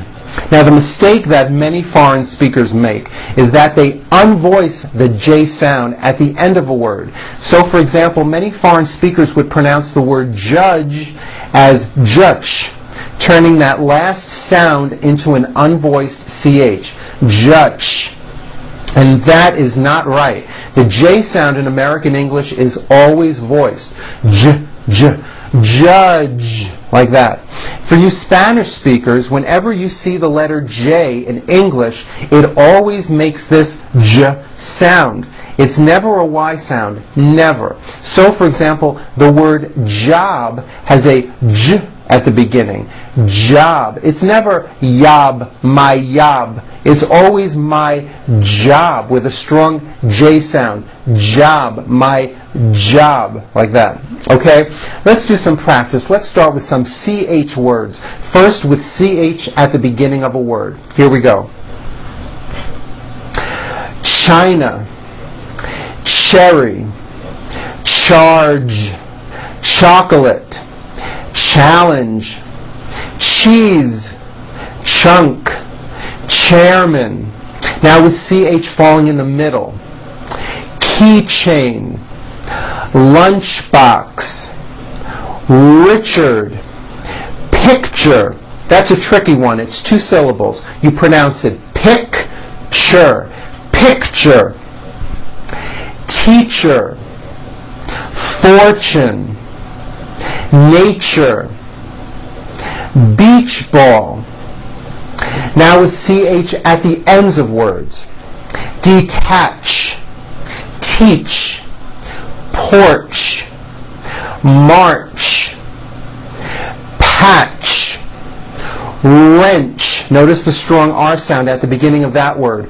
Wrench, coach, approach, also with a strong R sound. Approach. Very good. Let's try this exercise. Chop, chop, children. It's Charlie's Kitchen Adventure. Today, Chuck will be teaching future champion cooks how to make a chocolate cheesecake. Very good. Okay, now let's practice words with the voiced American J sound. We'll start with the J sound at the beginning of words. Keep in mind that these sounds can be spelled with both the letter J or the letter G. Here we go. Juice, jump, juggle, jury, Japan, giant, genetic, junior, generate, German. Now in the middle of words. Algebra, legend, magic, subject, digest, rejoice, objective, majesty, educate. That has also an unusual pronunciation. Let me break it down for you. Educate, educate. Next one, suggestion. This one's also a bit tricky. Suggestion, suggestion. Very good. Now the American J sound at the ends of words. Be sure to keep the voicing going throughout the whole word. Age. It's not H, it's age with a voiced ending. College. Postage. Stage. Pledge, village, average, page, courage, knowledge. Very good. Now this paragraph coming up is filled with American J sounds. Don't forget to voice those endings. Here we go. A German judge and jury have charged and jailed a strange giant who sat on the edge of a bridge throwing jelly onto large barges. Very good. You know, later on in this course you will get a lot more practice using these sounds in connected speech. But for now, I'd like to cover H sounds when they come at the beginning of words. When an H is at the beginning of a word, it is pronounced with a strong, loud airstream. You should first breathe in and then loudly out. Like that. Now, ha, ha. Do you hear that air sound? Now this may not pertain to you, but many foreign speakers tend to drop that air sound when a word begins with the letter H. For example, instead of saying the word hand, they would say and, like my right and. By not putting in that H sound with a loud airstream, your speech can be very difficult to understand. Let's practice some of these words beginning with an H. You may want to put your hand in front of your mouth for this exercise. You should be able to feel the airstream come out onto the palm of your hand, like that. Note that some words in English that begin with the letter W are also pronounced just like an H. Here we go. Hand, hide, hope, hair, house, Harvard, honey, happy, who, whole. Let's go over some of these word pairs. The first word in the pair does not have an H sound. The second word does have an H sound. Here we go. Repeat after me.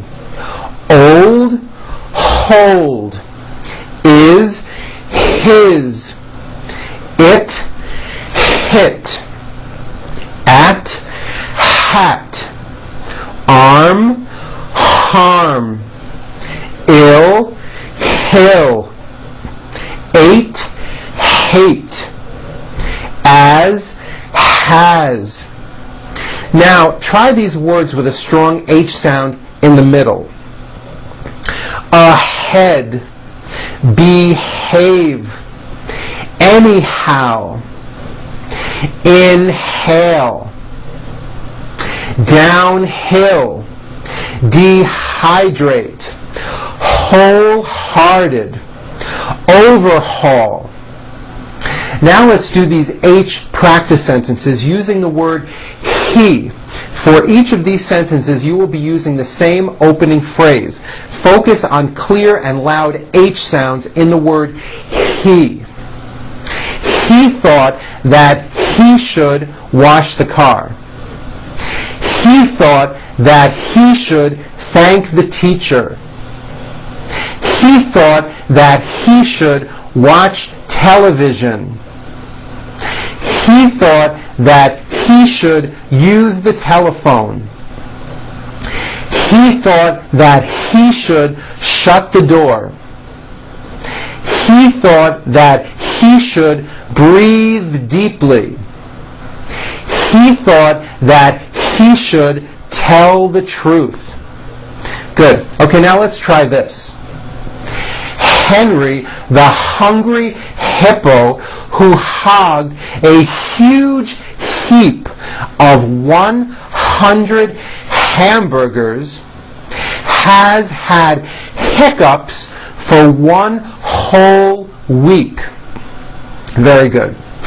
Okay, before we end today's session, let's talk about how you are supposed to incorporate all this material that I'm giving you into your spoken English. As you're seeing, there is a lot I'm teaching you and a lot to remember. Don't try so hard to put everything into use. Instead, just focus on what it is you're saying. You'll find that by taking this program, the more you speak English, the more you will become aware of when you have pronounced something incorrectly. I've said this before. It is this awareness of your mistakes that will eventually help you to change and improve the way you are speaking automatically. So I want you to keep on practicing, but just sit back and relax and watch as your English pronunciation continues to improve. I hope you had a good time. I'm Paul Gruber for the Pronunciation Workshop, and I'll see you at our next session when we're going to begin working on vowels.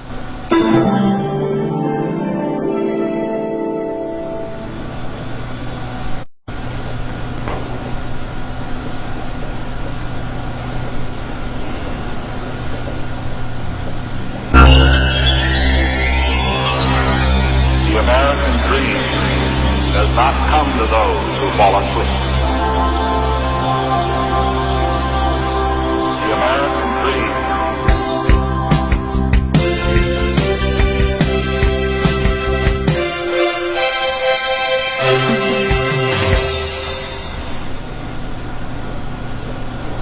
Hi, and welcome back. Again, my name is Paul Gruber, and this is the Pronunciation Workshop's 8th training session.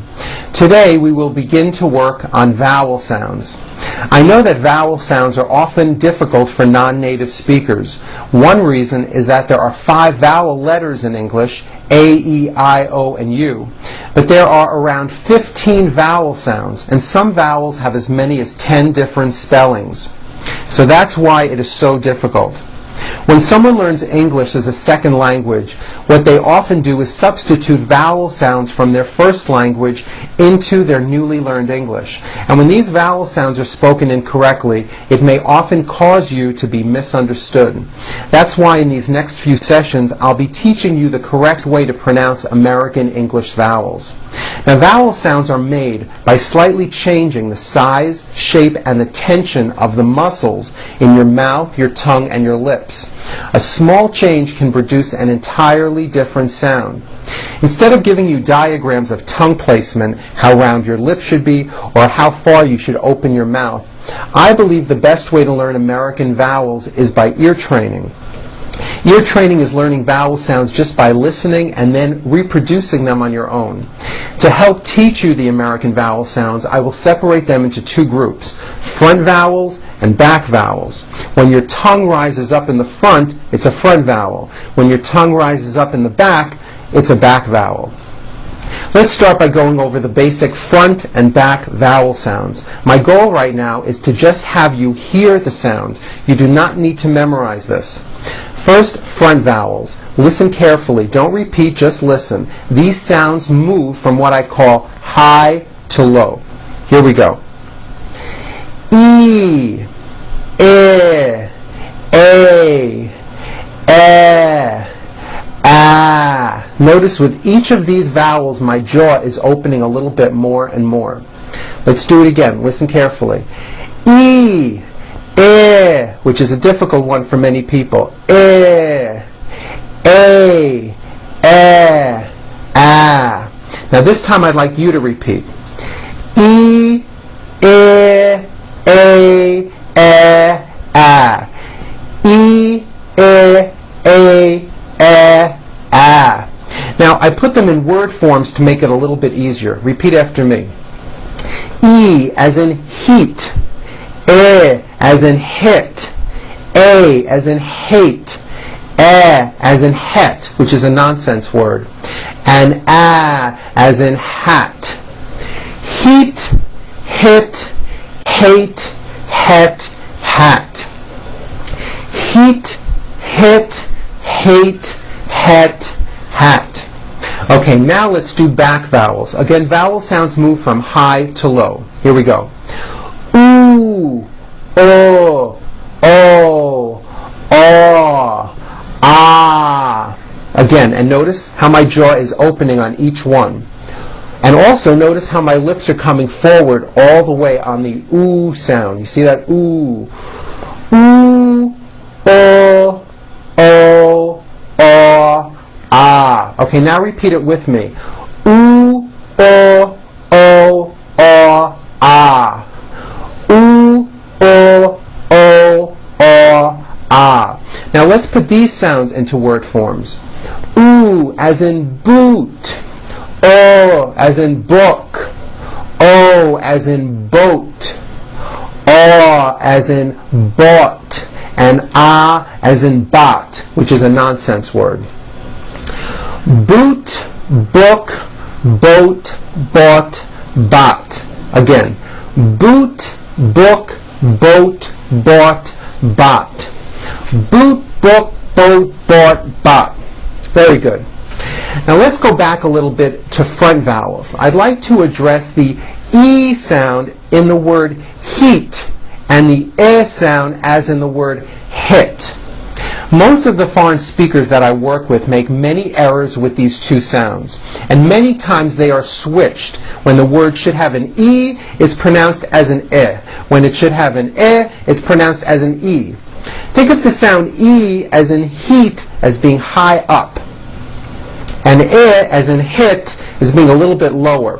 One hint I could give you is when you're practicing, raise your eyebrows with E words like this, heat, And then lower your eyebrows and don't smile so much with words like hit, heat, hit, like that.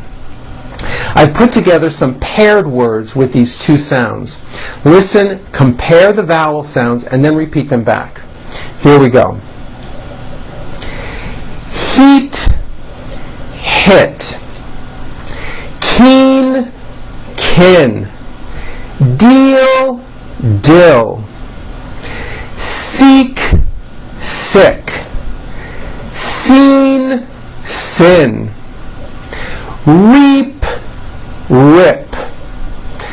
Teal, till. Bean, bin. Let's talk about these last two words, bean and bin. Most of the time in English, when a word is spelled with a double E, it's pronounced as E, like in the word feed or seen or teen with a double E. However, in English, here is an exception. The word bean, spelled B-E-A-N, which you eat, is pronounced with a high E sound. Bean. However, this word, B-E-E-N, spelled with a double E, is pronounced with a low sound.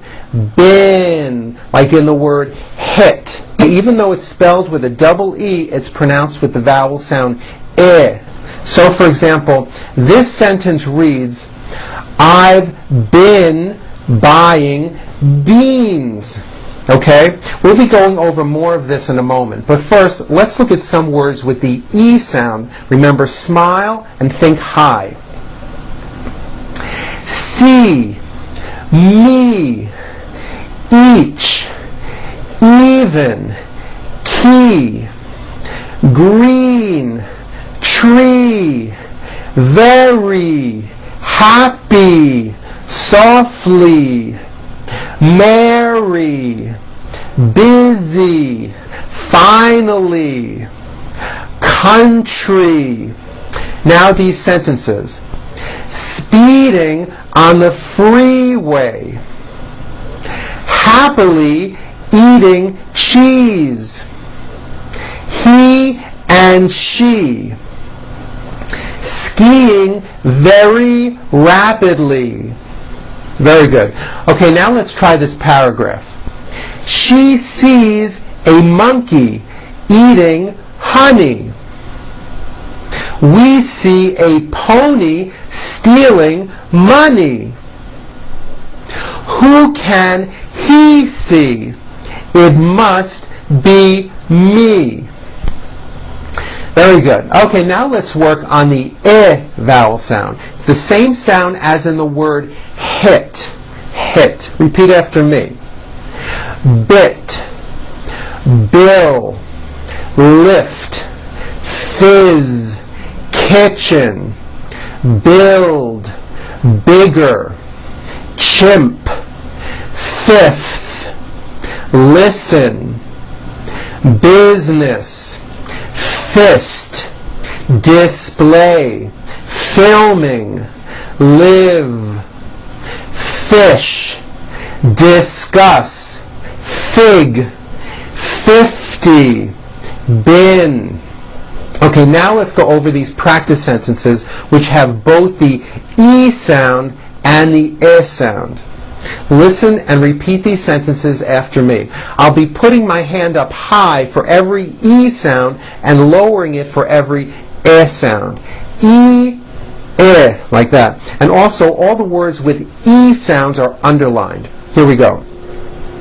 The beans have been cooking since 6 o'clock. Sit in that seat by the window. We ate our meal by the mill. The seal will live in the ocean. Tim's team grinned after seeing the green field. Pip and Pete shipped the sheep cheaply. Those bins are for Bill's beans. Does Jim still steal Jill's jeans? The girls put concrete on Jill's sneakers. Pick cherries at their peak or you will eat the pits. Very good. Now I know these vowels can be very tricky. It's probably a good idea to review this video a few times.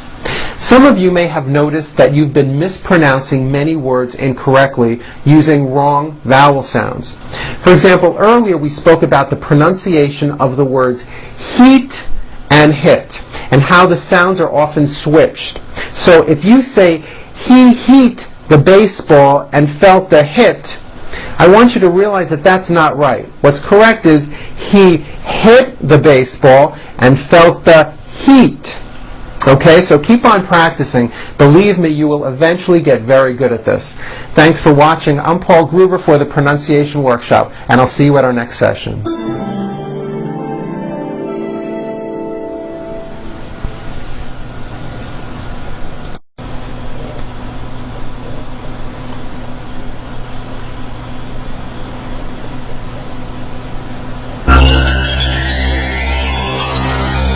The American dream does not come to those who fall asleep.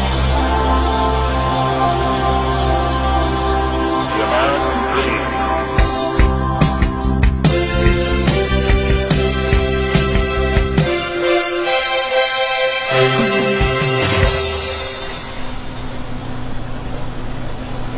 Hi, and welcome back. Again, my name is Paul Gruber, and this is the Pronunciation Workshop's 9th training session. I hope things have been going well. Today, we will be addressing the O and the A vowel sounds. Also, most foreign speakers do not know how to correctly pronounce the 50 American states. In fact, many times when non-native speakers try to name the states, they are not even close to how they are supposed to sound. Therefore, in today's session, I'm going to show you how to correctly pronounce all 50 of the United States. Hopefully this will come in very handy. Let's get started. Let's begin with the American O sound. Many foreign speakers do not pronounce the American O correctly, and very often the O sounds like an ah. So for example, the word open sounds like oppen, and there's no such word and people may not understand you. So let me teach you how to properly pronounce the O. First thing that I'd like to talk about is what I call the hidden W. I have found this to be the best way to teach foreign speakers how to pronounce the O sound correctly. When an American speaker makes an O, we end the vowel with a small W sound. Watch this. Oh, whoa, whoa, whoa. Oh, oh, oh. You notice how my lips are all the way forward and the front of my lips are opening and closing like the front of a trumpet. Oh, whoa, whoa, oh. And you hear that little W sound in there, like wah, wah, wah. That's what you need to make a good O sound. Oh, whoa, whoa, whoa. There's a little hidden W at the very end. Now, another way you can approach this is to bring your lips forward, use a strong W, and say the word wee, like that. Now, put an O in front of it and connect the two. Oh, wee. Now that you've done that, now just drop the E vowel. Oh. And you've got a perfect O sound. Oh. So now, when you want to say this word, you're not saying open with an ah, you're using that hidden W, you're bringing your lips forward, and you're saying open, open, like that. So let's practice some of these words with the O sound. Repeat after me. Let's start with open, oatmeal, blown, bold, owner, phone, cold, robe. Remember to bring your lips forward on that R. Robe. Very good. Coach. rotate, loan, slow, road, roam. Now let's do some sentences. How did you know that? I don't know where the hole is on the coat. Does Joe know how to drive on the road? I need to blow my nose when I have a cold. Has it ever snowed in Rhode Island? Okay, now try this. Cold winds will slowly blow snow over most of Ohio. This low is no joke, so folks don't go out without coats. Very good. Now I want to tell you about two words that you are probably saying wrong. And these words are woke and won't. Most foreign speakers mispronounce these two words. Instead of saying woke, when they say it, it sounds like walk. So instead of saying I just woke up, it sounds like I just walk up. And that is not good. And instead of saying the word won't, it sounds like they're saying want.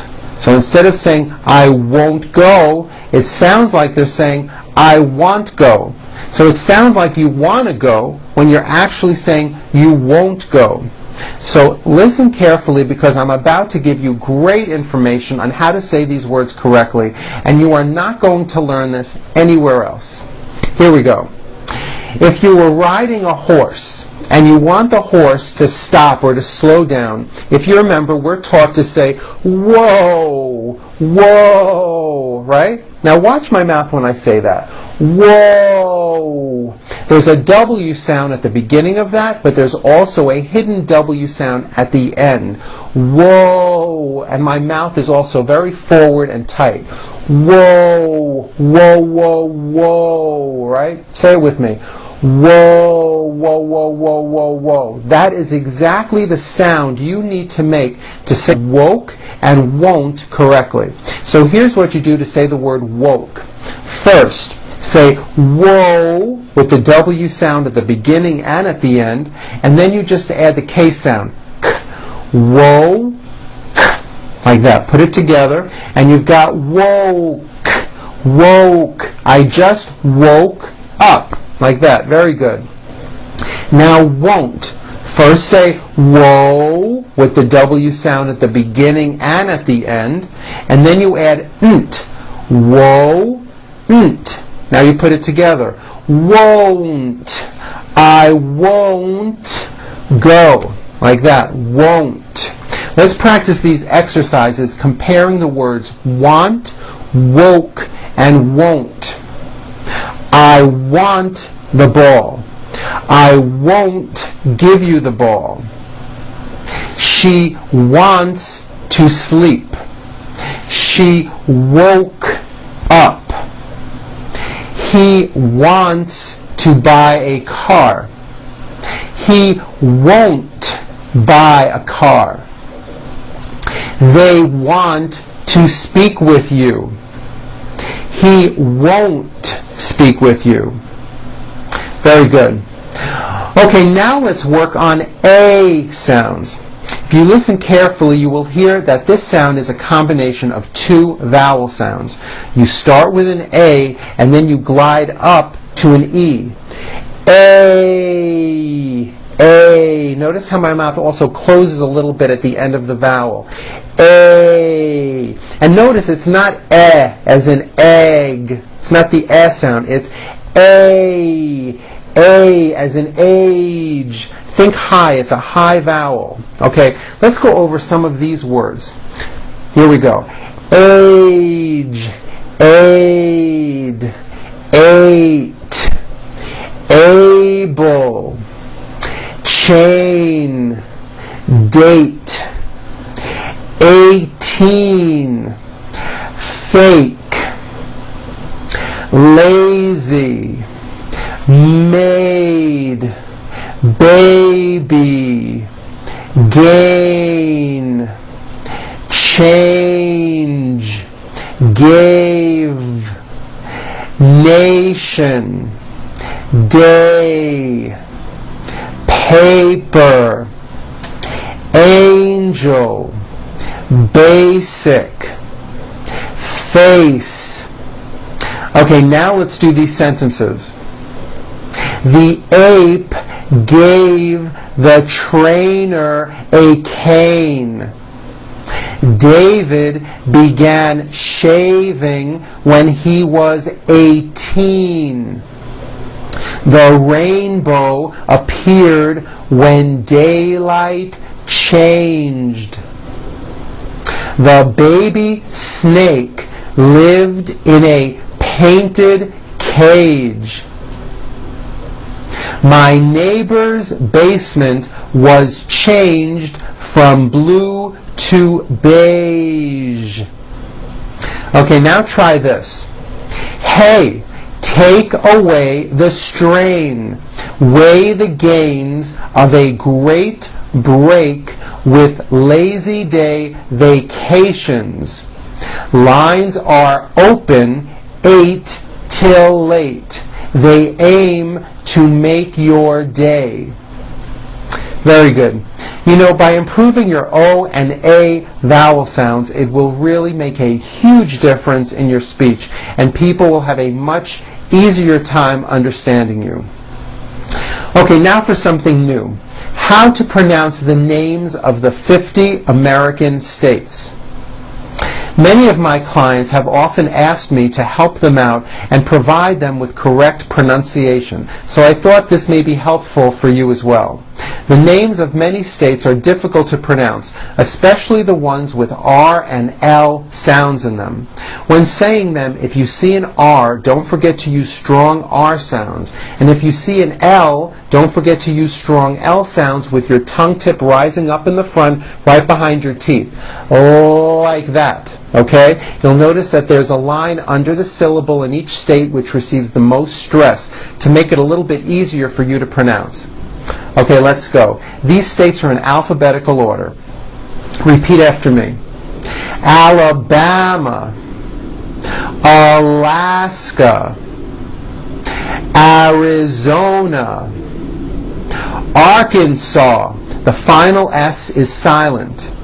California, Colorado, Connecticut, Delaware, Florida, Georgia, Hawaii, Idaho, Illinois. The final S is silent.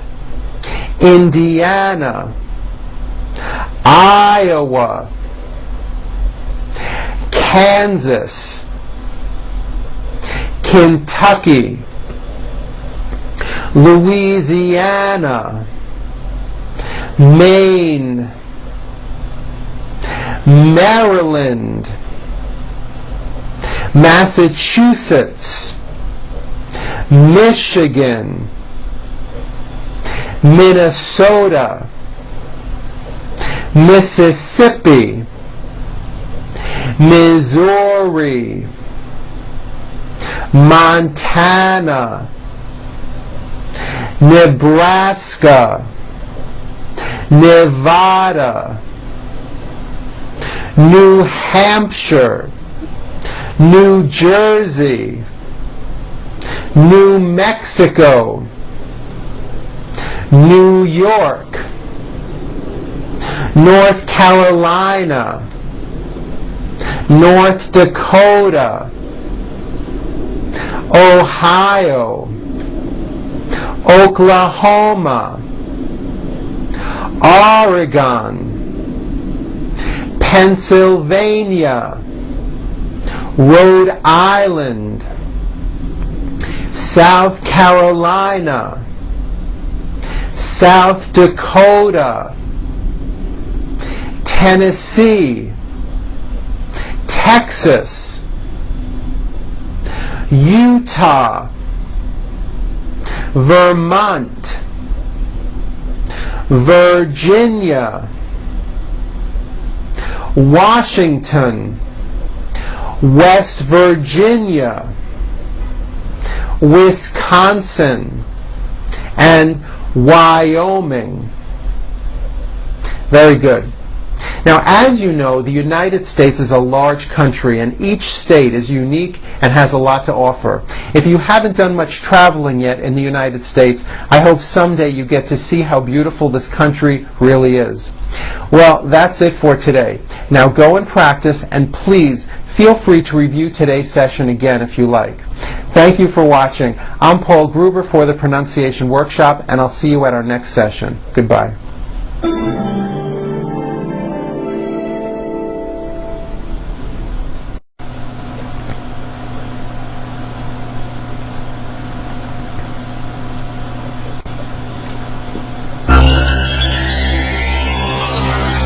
The American dream does not come to those who fall asleep. The American dream.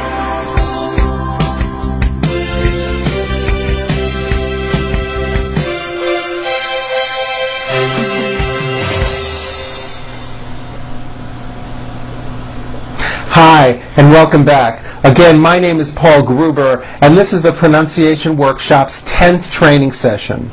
Today, we will work on more vowel sounds, the vowels oo, o, and eh. Now, a few sessions ago, we discussed front and back vowels. If you remember, the back vowels we discussed were oo, o, and ah. Oo as in boot, o as in book, o as in boat, aw as in bought, and ah as in bot, which is a nonsense word. So let's talk about the first one now. Ooh, ooh. The oo sound is in the word move. Notice how my lips are puckered, tight, and forward. Ooh, move. If you don't bring your lips tight and forward, you are not going to make the correct sound. And if you don't do this right, the oo will sound like and move will sound like move. And that is no good. Practice these words with me, making sure your lips are coming forward and that you're getting that clear oo sound. Here we go. Blue, booth, news, juice, loosen, ruler, food, choose, mood, moving, loop, new, tooth, smooth, pool, moon, shoes, zoo, grew, room. Good. Okay, now let's go over these sentences. The room in the school was very cool. Tuesday at noon in the studio. Viewing the moon on June nights. Good. Okay, now let's try this paragraph. Do you remember the woman who lived in a shoe? She hadn't a clue what to do when her family grew. Well, through your help, they are moving in June into 2 big boots. Very good. Now, at times, you know, English pronunciation can be very confusing. Here is one of those times. There are many words that are spelled with a double O, as we just went over. And in most of these words, the vowels are pronounced as oo. However, here's the confusing part. There are also many words that are spelled with a double O, but they are not pronounced with an oo vowel. They are pronounced as which is a lower vowel. Let me show you. The word food has a double O, and it's pronounced as oo, food, okay? But the word foot is also spelled with a double O, but it is pronounced with a lower vowel sound. Foot, food, foot, food, foot. You hear that? There's a whole bunch of words spelled with that double O, but are pronounced with that lower vowel Let's practice some of those words now. Here we go. Foot, took, cook, shook, stood, good, look, book, wool, swoosh. Very good. Now, another word that gives many foreign speakers difficulty is the word wood, regardless of the spelling, as in it's made of wood, or would you help me, or the city of Hollywood, California. The vowel sound in wood is also a lower vowel, same sound as in the word foot, wood, foot. What makes it difficult for many people is the W at the beginning. I've seen many foreign speakers just drop that W sound. The word is not would without a W, it's would. Your lips need to be tight and forward, and you need to push out that W sound. Would, like that. Now, say this sentence with me. Here we go. Would you please order the wood from Hollywood? Very good.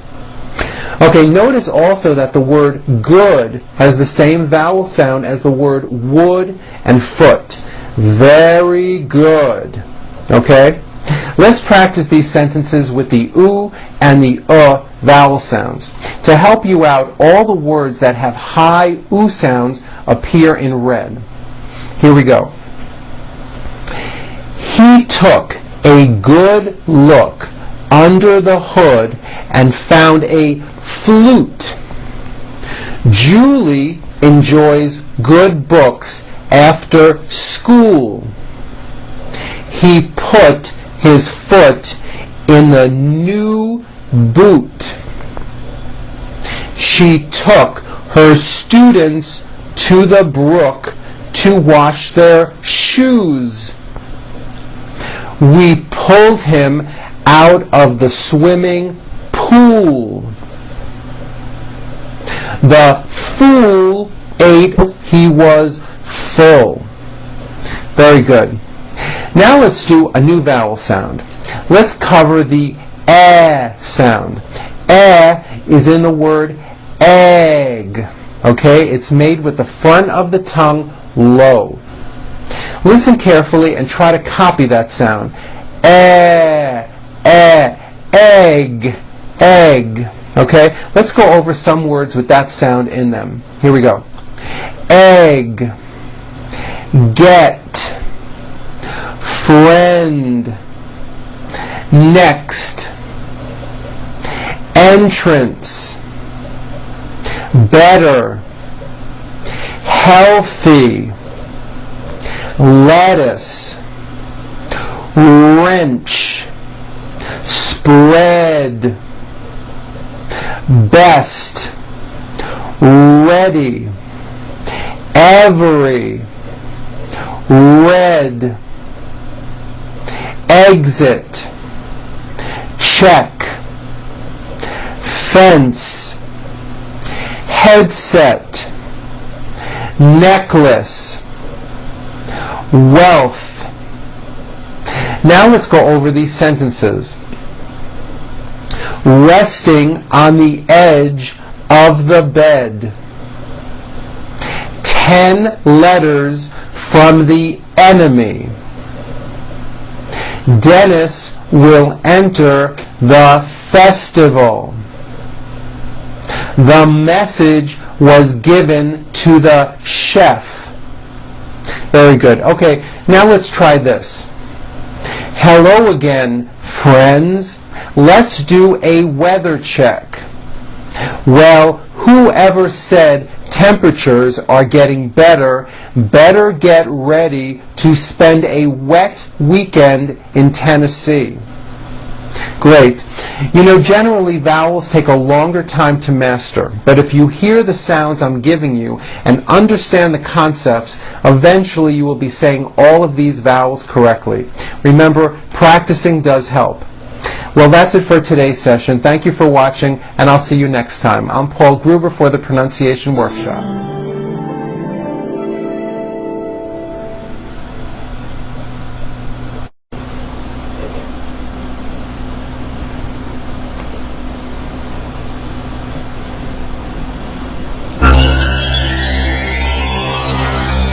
The American dream does not come to those who fall asleep. The American dream.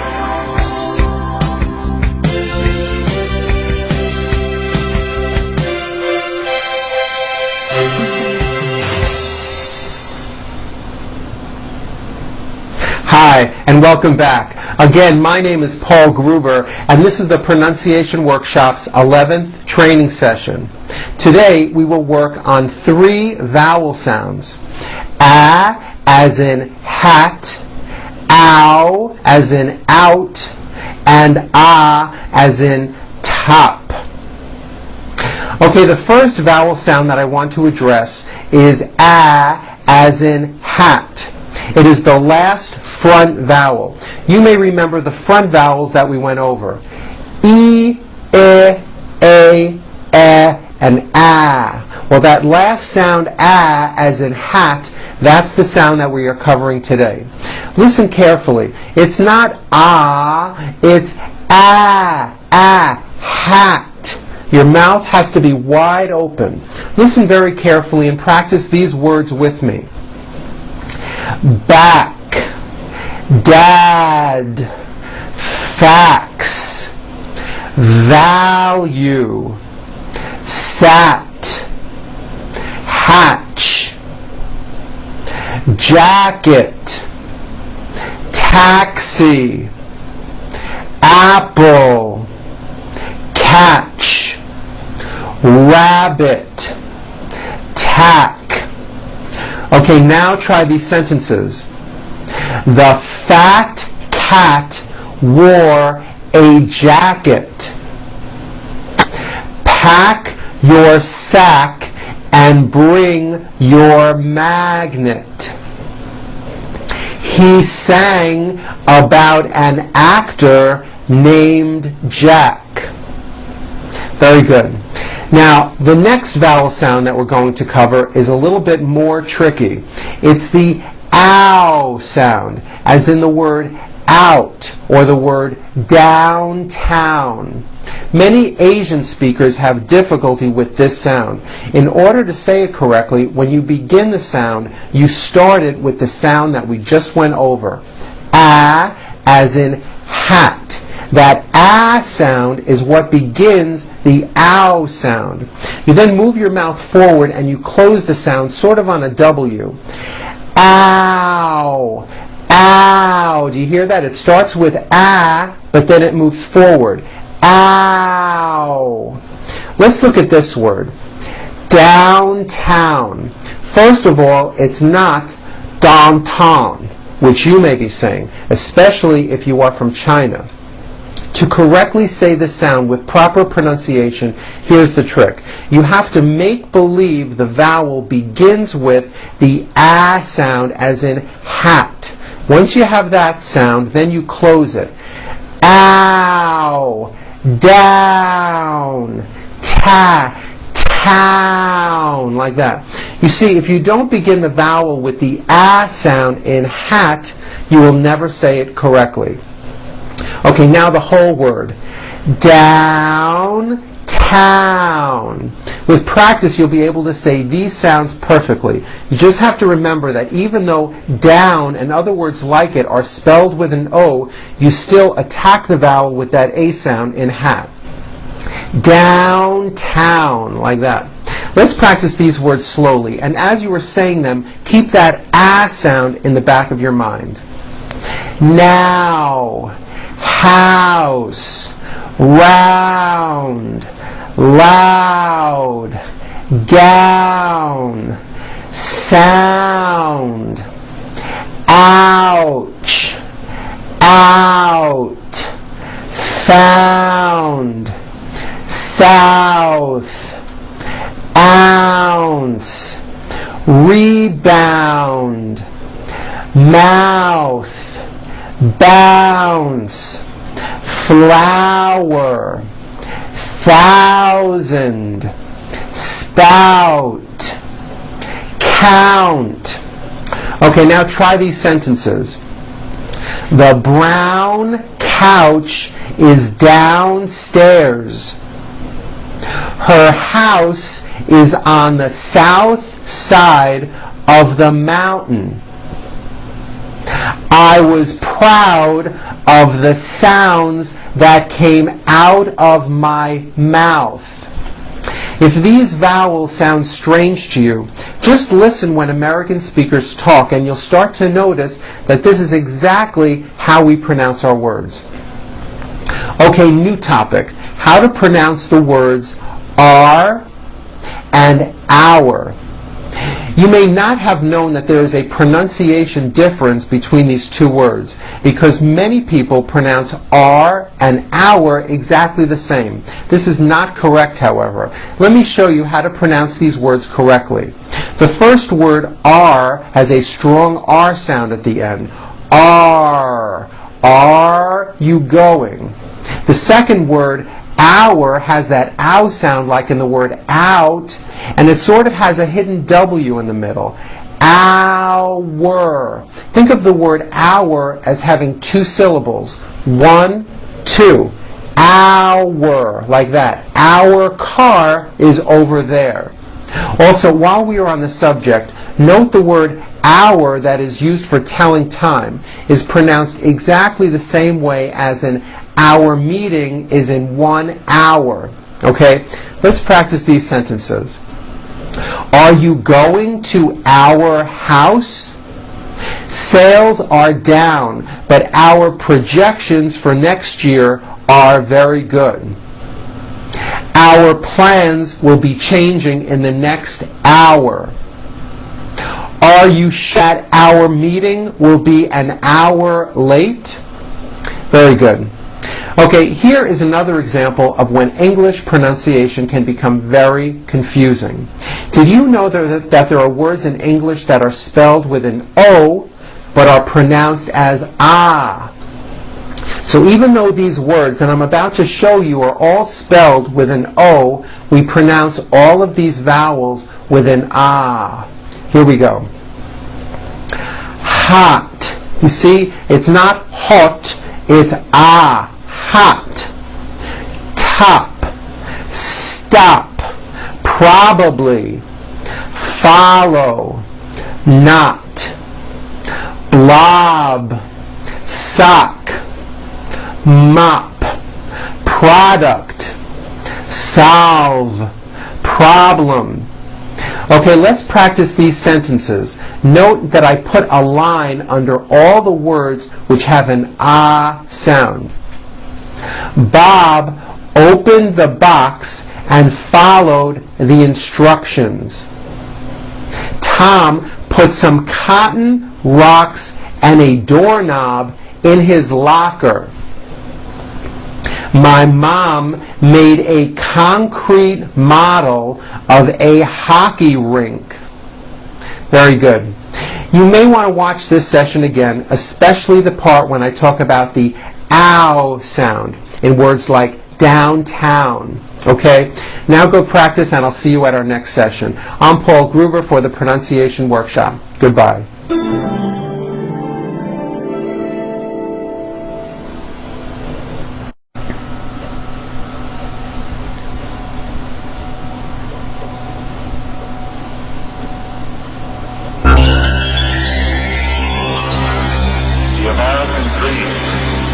does not come to those who fall asleep. The American dream.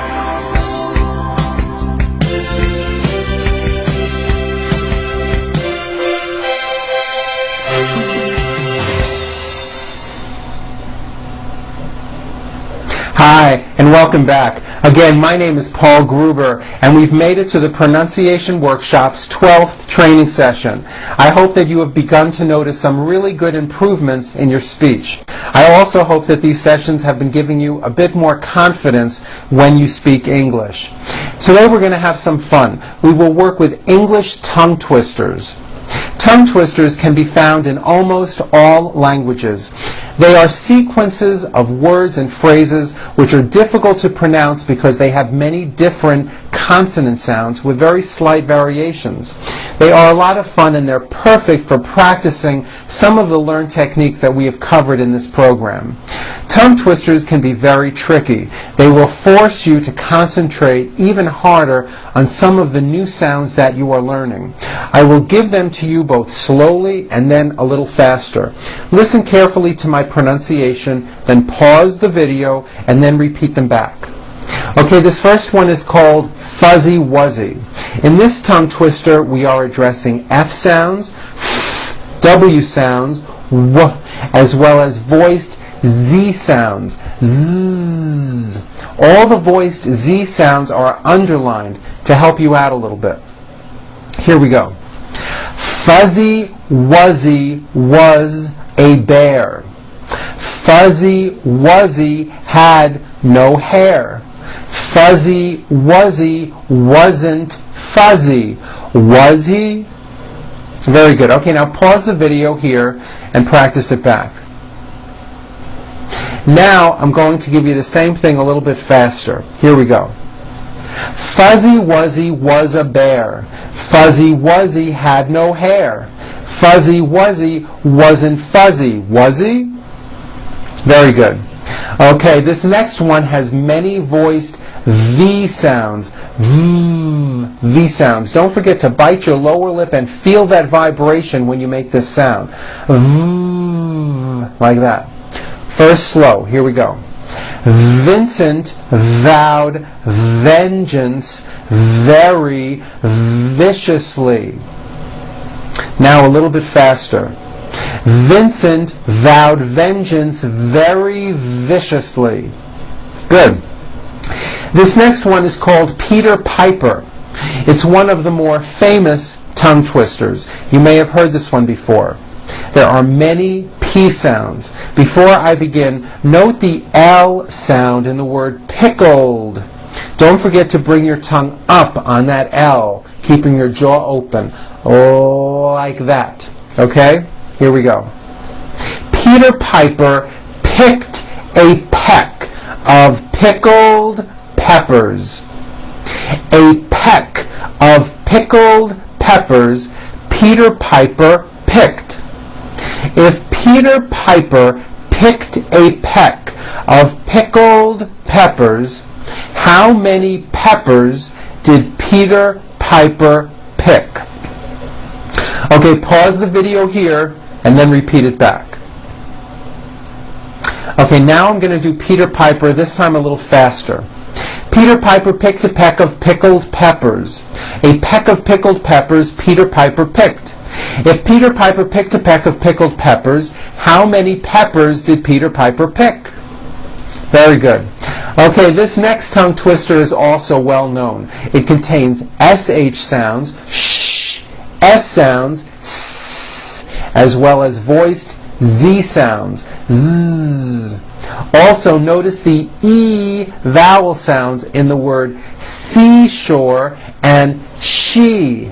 It's not sh, it's she with that high E vowel sound, okay? Also remember the words sure and surely are both pronounced with that American SH sound. Shh.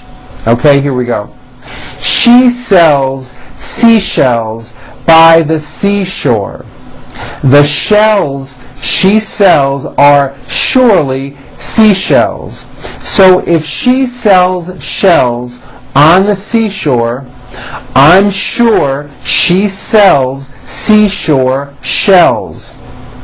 Very good. I'll say that again a little faster now. She sells seashells by the seashore.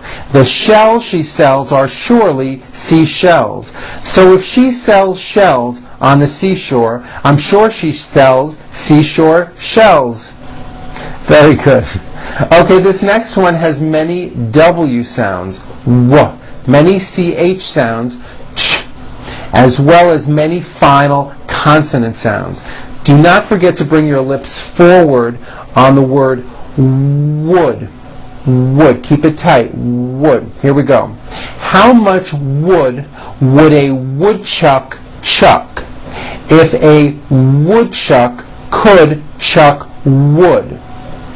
He would chuck, he would, as much as he could, and chuck as much wood as a woodchuck would if a woodchuck could chuck wood. Very good. Okay, let's do that a little faster now. How much wood would a woodchuck chuck if a woodchuck could chuck wood? He would chuck, he would, as much as he could, and chuck as much wood as a woodchuck would if a woodchuck could chuck wood. Very good. Okay, here are a few tongue twisters to give you practice with W sounds. Here we go. Which, wished, which, wicked, wish. That's a tough one. Let's do that again a little faster. Notice how my lips are coming tightly forward very quickly for each of those W words. Which, wished, which, wicked, wish. Here's another one with W words. While we were walking, we were watching window washers wash Washington's windows with warm washing water. Notice how my lips move on the phrase we were. We were. My lips are coming quickly forward on those words to create clear W sounds. We were, like that. Let's do that whole thing again a little faster. While we were walking, we were watching window washers wash Washington's windows with warm washing water. I love that one. Okay, here is another one. If two witches would watch two watches, which witch would watch which watch? That's another very good one. Here it is a little bit faster. If two witches would watch two watches, which witch would watch which watch? Very good. This next one is great to practice your R sounds. Like the W sounds we just covered, make sure your lips are coming forward for each R word. Here we go. Roberta ran rings around the Roman ruins. Let's do that a little faster. Roberta ran rings around the Roman ruins. Very good. This next one is a little bit tricky. It's good practice for BR and BL blends. Also, do not forget the TH in the word bath brush. Here we go. Bradley's big black bath brush broke. Bradley's big black bath brush broke. Let's do that a little bit faster. Bradley's big black bath brush broke. Bradley's big black bath brush broke. Very good. Okay, here are a few tongue twisters with the TH sounds. All I can say about these is don't forget to stick your tongue out between your teeth and be sure to make a loud air friction sound. Like that. Okay? Here we go. Tom threw Tim 13 thumbtacks. Tom threw Tim 13 thumbtacks. He threw 3 free throws. A free throw is a basketball term. A free throw. He threw 3 free throws. There are 33,000 birthdays on the 3rd of every month. There are 33,000 birthdays on the 3rd of every month. In this next one, remember that the word smooth is an exception and ends with a voiced TH sound. Smooth. Okay? The father gathered smooth feathers for Thanksgiving. The father gathered smooth feathers for Thanksgiving. The 6th graders are enthusiastic about Jonathan's birthday. The 6th graders are enthusiastic about Jonathan's birthday. This next one has GR and GL blends. Remember to bring your lips forward on the GRs, grr, and bring your tongue up on the GLs, gla, like that. Okay, you ready? Here we go. Green glass globes glow greenly. Green glass globes glow greenly. Very good. This next one has only 2 words in it, but it can be very tricky. It will really get your mouth going. It has the ooh vowel sound as well as a lot of L's. Here we go. Aluminum linoleum. Aluminum linoleum. Aluminum linoleum. Here it is faster. Aluminum linoleum. Aluminum linoleum. Aluminum linoleum. Oh, and in case you're wondering, linoleum is a washable floor covering. It's often used for flooring in kitchens. Okay, in this next one, the last word is won't. Do you remember what I told you about saying won't correctly with the hidden W? Remember, first say whoa, whoa with a W at the beginning and the end, and then add the nt, and keep your lips and mouth forward.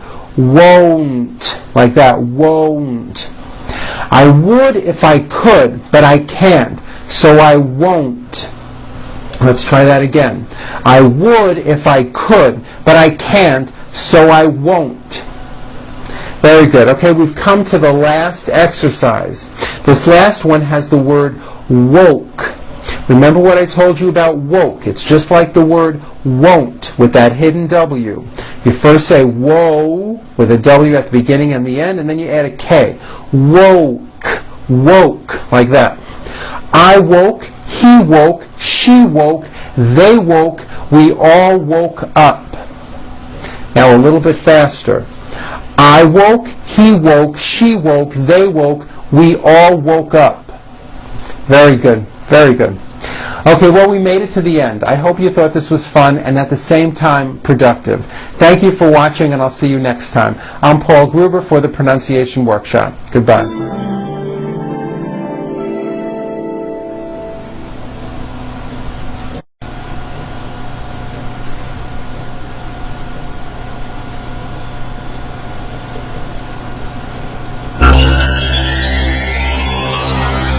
The American dream does not come to those who fall asleep.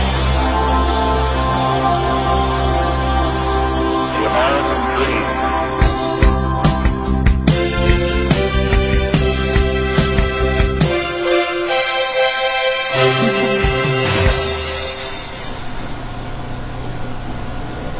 Hi, and welcome back. Again, my name is Paul Gruber, and this is the Pronunciation Workshop's 13th training session.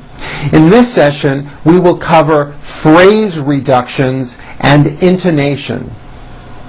Okay, what do I mean by phrase reductions? Well, in conversational English, words are often broken down or not fully pronunciated. 2 and 3 words are sometimes squeezed together to create easy-to-say phrases. I'll show you what I mean. Look at this phrase, going to try. When we reduce the phrase, it becomes gonna try. All we do is combine the words. I'm gonna try to finish this book. Repeat it with me. Gonna try. Want to eat becomes wanna eat. Do you want to eat at 7 o'clock? Repeat with me. Wanna eat? Have to start becomes have to start. I really have to start studying for that test. Repeat. Have to start. Has to try becomes has to try. He has to try harder. Repeat. Has to try. Got to leave becomes gotta leave. I really gotta leave in 15 minutes. Repeat. Gotta leave. Ought to believe becomes ought to believe. She really ought to believe what he is saying. Repeat. Ought to believe. Out of bed becomes out of bed. I got out of bed when I heard the alarm clock. Repeat. Out of bed. Did you go becomes did you go. Did you go to the store? Repeat. Did you go. Would he help becomes would he help? Would he help me move the furniture? Repeat. Would he help? Won't you play becomes won't you play? And don't forget about that correct O sound in the word won't. Won't you play one more song on the piano? Repeat. Won't you play? Didn't you know becomes didn't you know? Didn't you know that she was coming home tomorrow? Repeat. Didn't you know? Is he becomes is he? Is he the one that called? Repeat. Is he? What do you want becomes what do you want? Repeat. What do you want? Give it to me becomes give it to me. Give it to me right now. Repeat. Give it to me. Very good. You'll find the better you get at speaking English, the more you will be using these phrase reductions. The key is to still be easily understood. You'll find that almost all of the rules that I have taught you, especially the ones having to do with voicing, remain the same. In the last example, give it to me, the only big change comes from the T's being pronounced as D's. And this happens because the T's fall between two vowel sounds.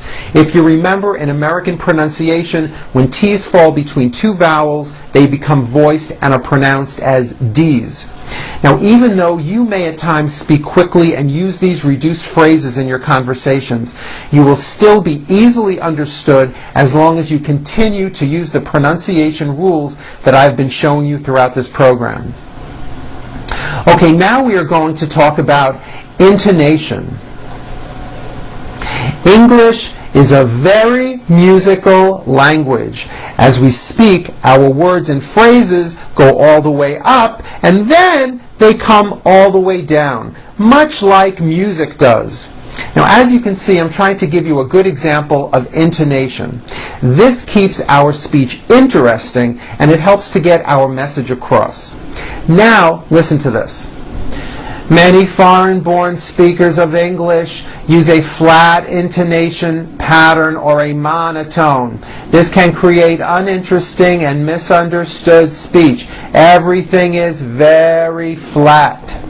Okay, I hope you can see from that example what I'm talking about. Monotone speech can be very boring and difficult to listen to. Use correct intonation to make people want to listen to you. It's generally easy to guess what country a speaker is from just by their accent. Each language has its own characteristic rhythm and melody. Some languages use a wide range of tones and changes in pitch, with the melody going up and coming down, and other languages sound very flat. These characteristics of a language are called intonation. Even though they distinguish one language from another, they are rarely taught.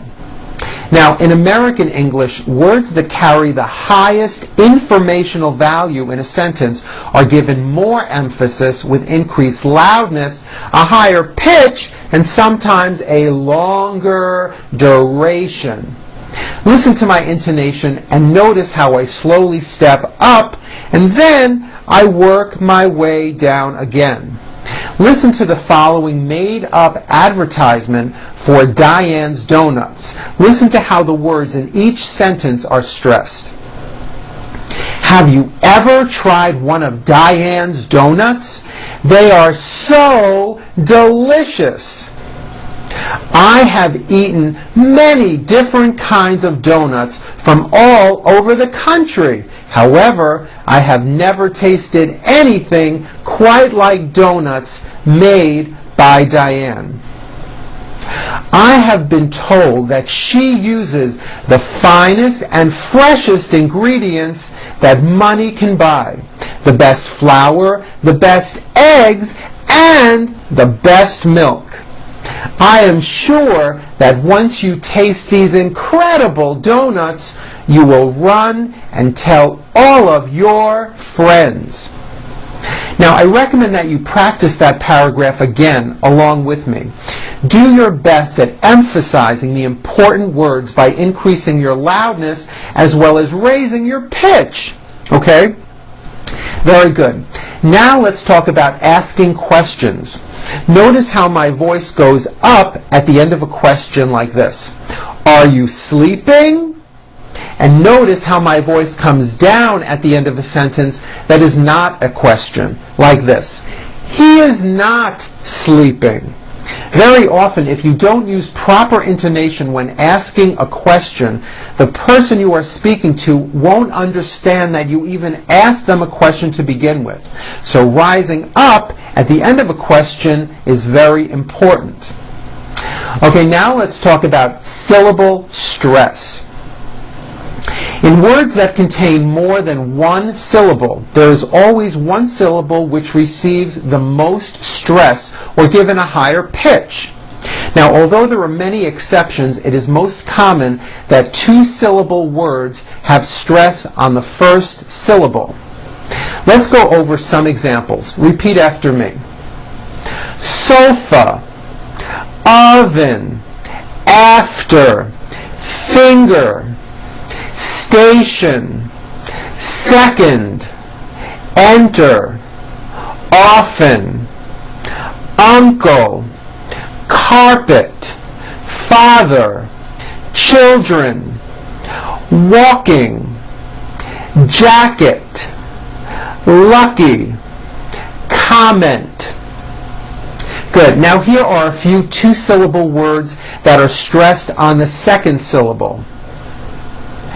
Delete, decline, survive, protect, adopt, advance, below, resolve, advice, acquit, control, arrive, involve, massage, disease, relate.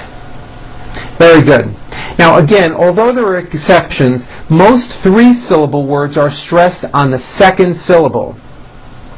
Reduction, arrangement, audition, companion, detective, ambitious, companion, appliance, discover, unlawful, conclusion, assemble, adjustment, affected, acceptance, ferocious. Very good. Practice using syllable stress in these sentences. The pictures are fantastic. He needs permission to find a solution. The party is in honor of his retirement. Her son exhibited bad behavior on their vacation.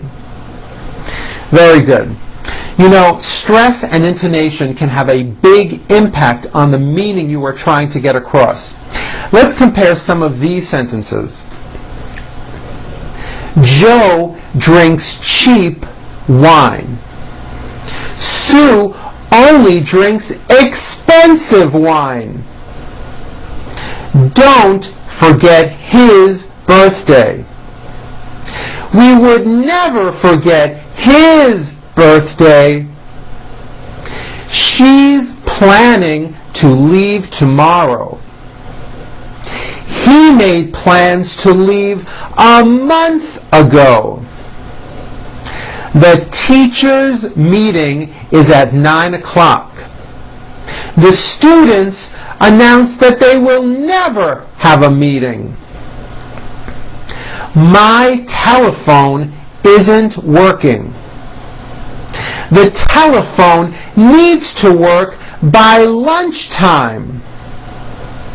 He's painting his house blue and green.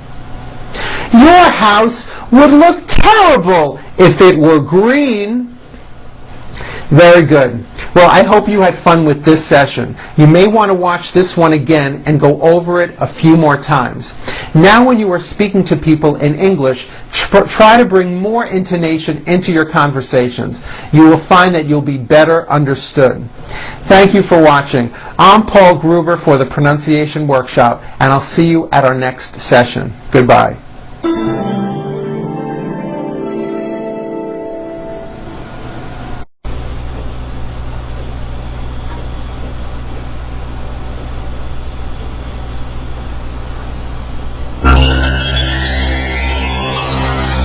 The American dream does not come to those who fall asleep. The American dream.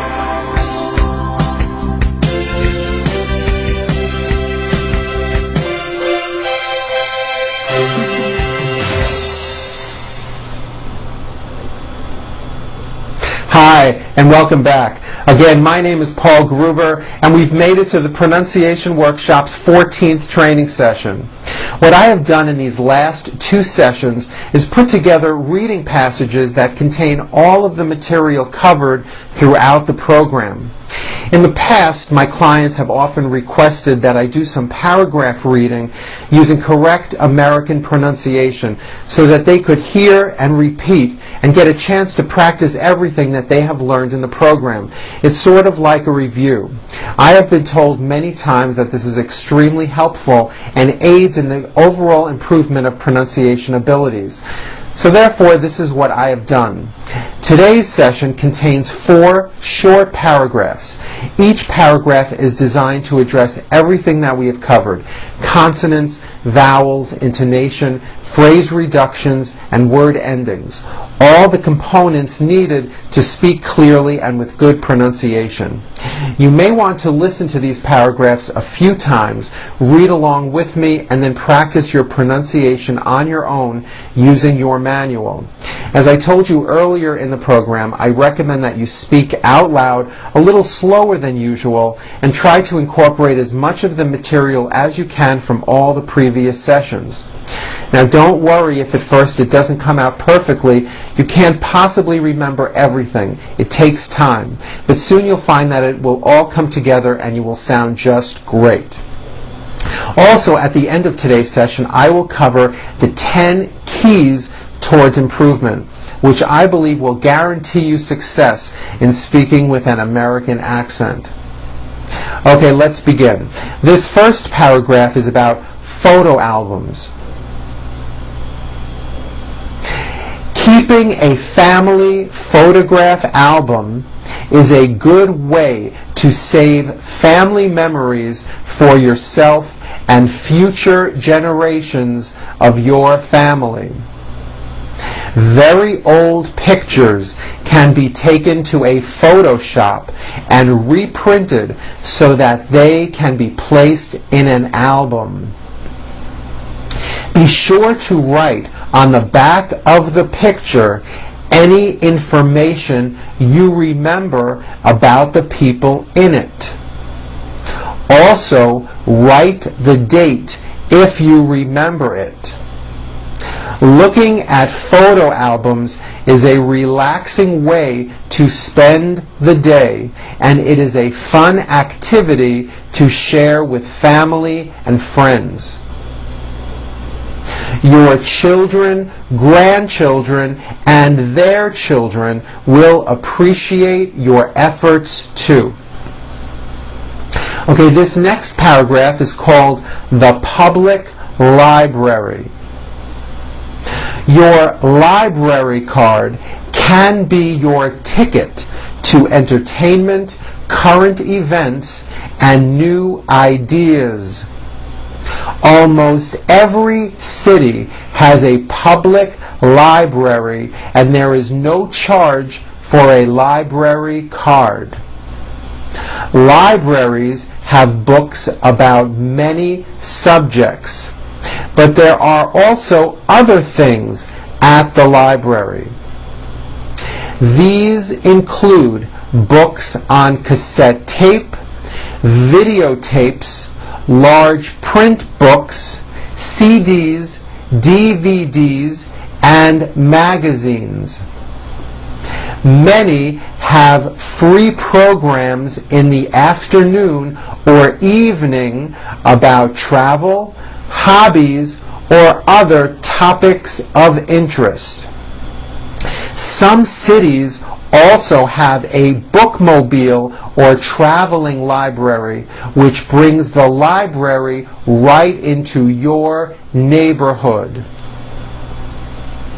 Very good. Okay, this next paragraph is about John D. Rockefeller, who is a famous American.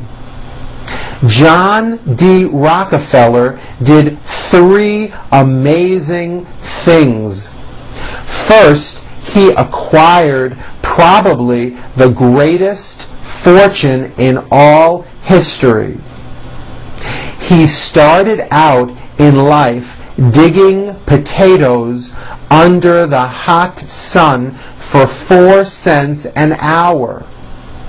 In those days, there were not half a dozen men in all the United States who were worth even $1 million. Eventually, John D. managed to collect a fortune said to be anywhere from $1 to $2 billion. And yet, the first girl he fell in love with refused to marry him. The reason given was because her mother refused to allow her daughter to throw herself away on a man who had such poor prospects. Very good. Okay, this next paragraph is called Stars. In this paragraph, be aware of my pronunciation of numbers, especially the TH and the voiced Z sound, Z, in the word thousand. Thousand, okay? Here we go. How many stars can you see on a dark, clear night? You can see about 3,000 stars with your eyes alone. But keep in mind that you are viewing only part of the sky. If the whole sky were visible, you could count about 5,000 stars.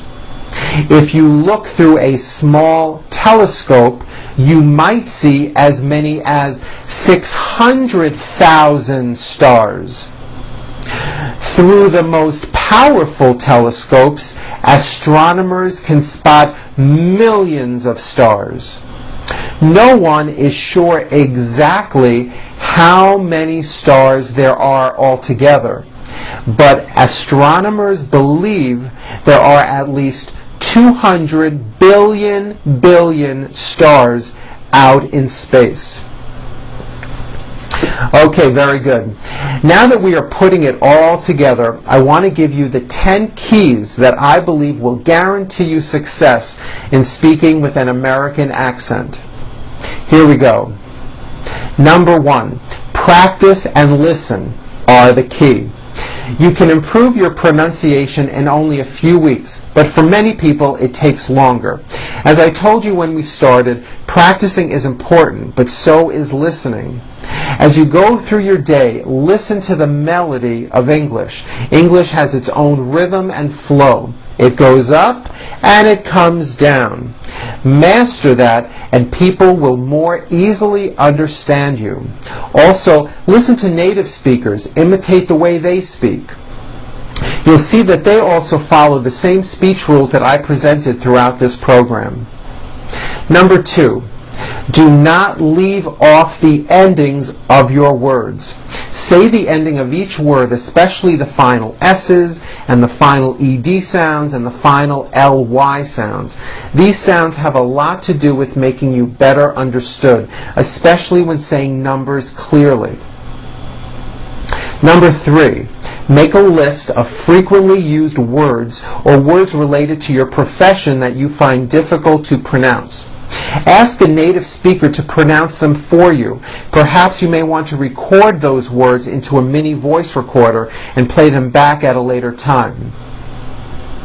Number 4, and this is a big one, open your mouth.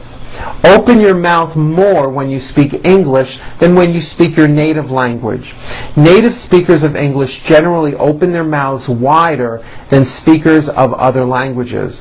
People who speak English as a second language sometimes speak like this and they feel embarrassed to open their mouths too much. Trust me, if you open your mouth more, you most likely will speak slower and produce clearer speech and more intelligible English. Okay, number 5, don't be afraid to speak. Get involved in conversations. It is very important that you practice what you are learning and use these techniques that I'm teaching you to make yourself understood in all different situations. Number 6, read aloud in English for 10 to 15 minutes every day. This will help you strengthen and retrain the movement patterns of your mouth muscles that you use to produce intelligible English. It will also give you the experience to focus strictly on pronunciation without having to think about anything else. Number 7, record your own voice and listen for pronunciation errors. Now this could be just audio or audio and video. It's a really good idea to do because it will increase your awareness of pronunciation mistakes that you may not even be aware of. Number 8, watch the mouth movements of native speakers and try to imitate them. When you watch TV, look at the mouth movements of actors. Repeat what they are saying. Try to imitate the intonation and rhythm of their speech. Number 9, here's a really good tip that many of my clients do. Buy books on tape and also buy the actual book. Go to your favorite bookstore and buy a book that you will really enjoy reading on tape and then also buy the same book. Be sure that the person reading on the tape is a native-born American. This is very important so that you can hear their American pronunciation. Listen and read out loud at the same time. Maybe record yourself reading some sections of the book and compare the sound of your English with that of the speaker from the recording. Many of my clients have found this to be an extremely helpful step in improving their English. And here is the last one. Number 10 is be patient. You can change the way you speak, but it won't happen overnight. It will take time. Some people expect instant results and they give up too soon. You definitely can change the way you sound, but you must be willing to put some effort into it and you must give it time. Now go and practice the paragraphs that we covered today, and I'll see you at our next session. Thank you for watching. I'm Paul Gruber for the Pronunciation Workshop. Goodbye.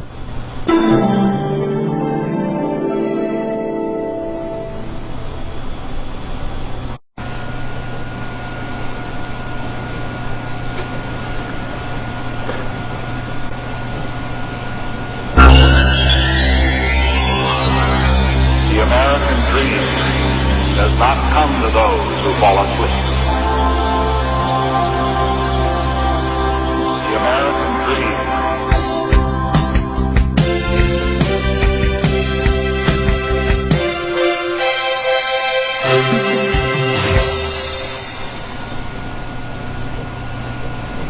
Hi, and welcome back. Again, my name is Paul Gruber, and this is the Pronunciation Workshop's 15th training session. Congratulations, you have made it to the final session.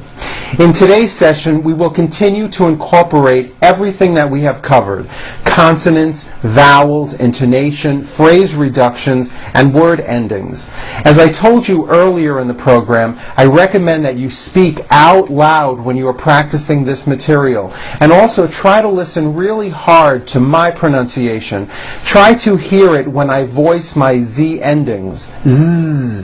Try to hear it when I pronounce a correct TH sound, or bring my lips forward for an R or a W sound. W. As I told you earlier, if you are able to recognize many of these speech sounds when you hear them, well, that alone is crucial in helping you speak with proper pronunciation. Now, all you've got to do is practice using these techniques in your own conversations. Okay, let's begin with some reading passages. You'll see that they start out easy and progressively become more difficult. For today, I wanted to give you some material that I thought was challenging. You will also find these passages in your workbook under Session 15. Here we go. A foreign student. When a student from another country comes to study in the United States, he has to find out for himself the answers to many questions, and he has many problems to think about. Where should he live? Would it be better living in a dormitory or in a private room off campus? Should he spend all of his time studying, or should he take advantage of the many cultural and social activities that are offered? At first, he may not feel that he fits in with the American culture. He may not feel confident when he speaks. Little by little, however, he learns how to handle himself in various situations.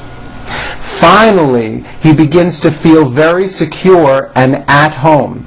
Unfortunately, this long-awaited feeling doesn't develop suddenly. It takes time. Very good. Okay, the next paragraph is on volcanoes.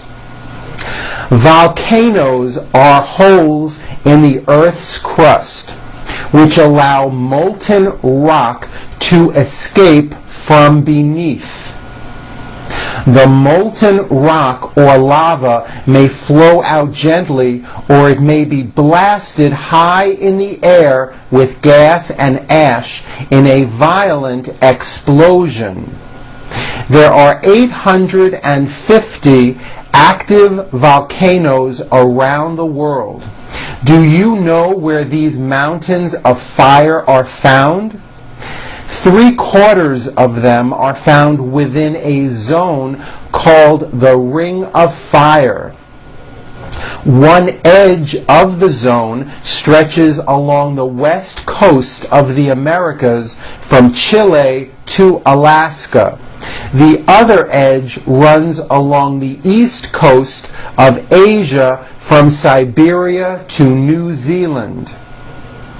20% of these volcanoes are located in Indonesia.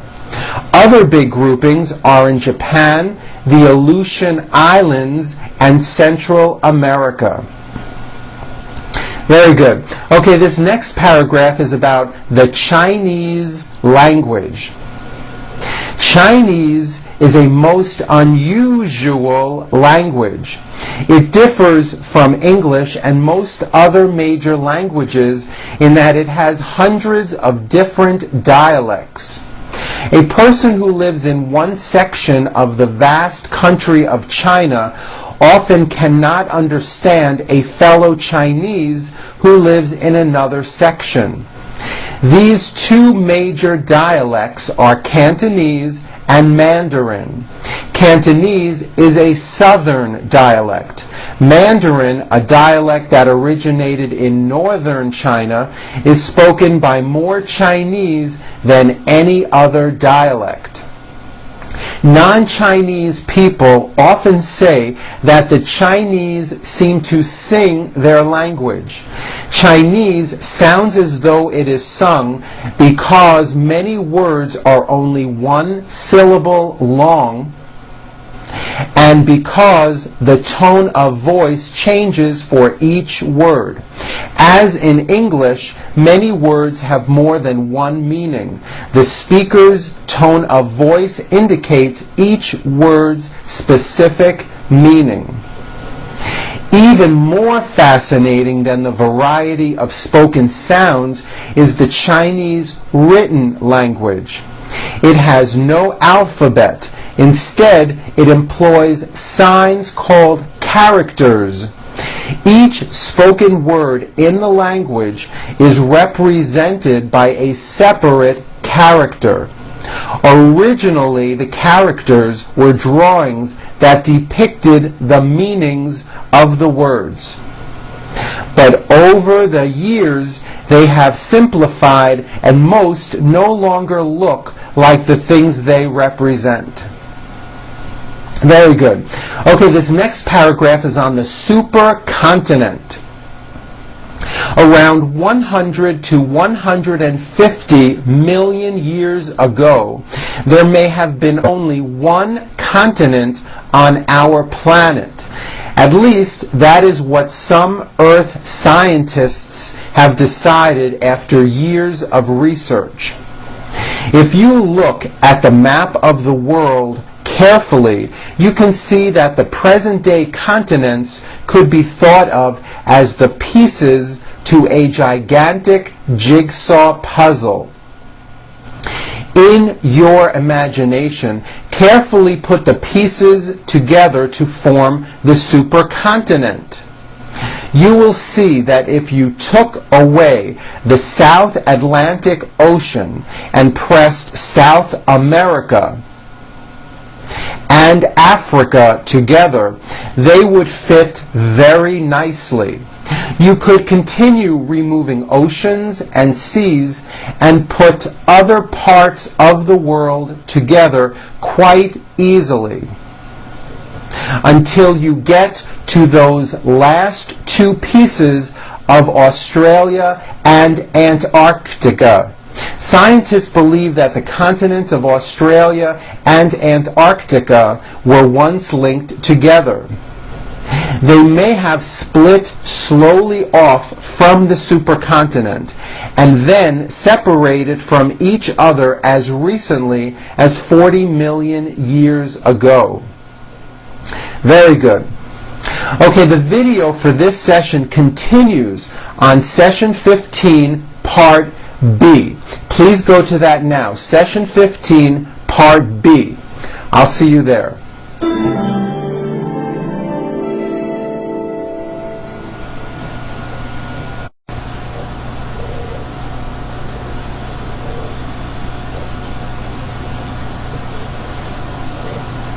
Hi, welcome back. Again, my name is Paul Gruber, and this is the Pronunciation Workshop's 15th training session, Part B.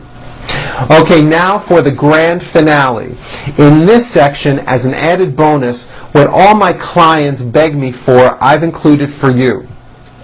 The 50 most mispronounced words in American English. I give you the words, I show you how to pronounce them correctly, and then I use them in a sentence. You will find this list to be extremely beneficial.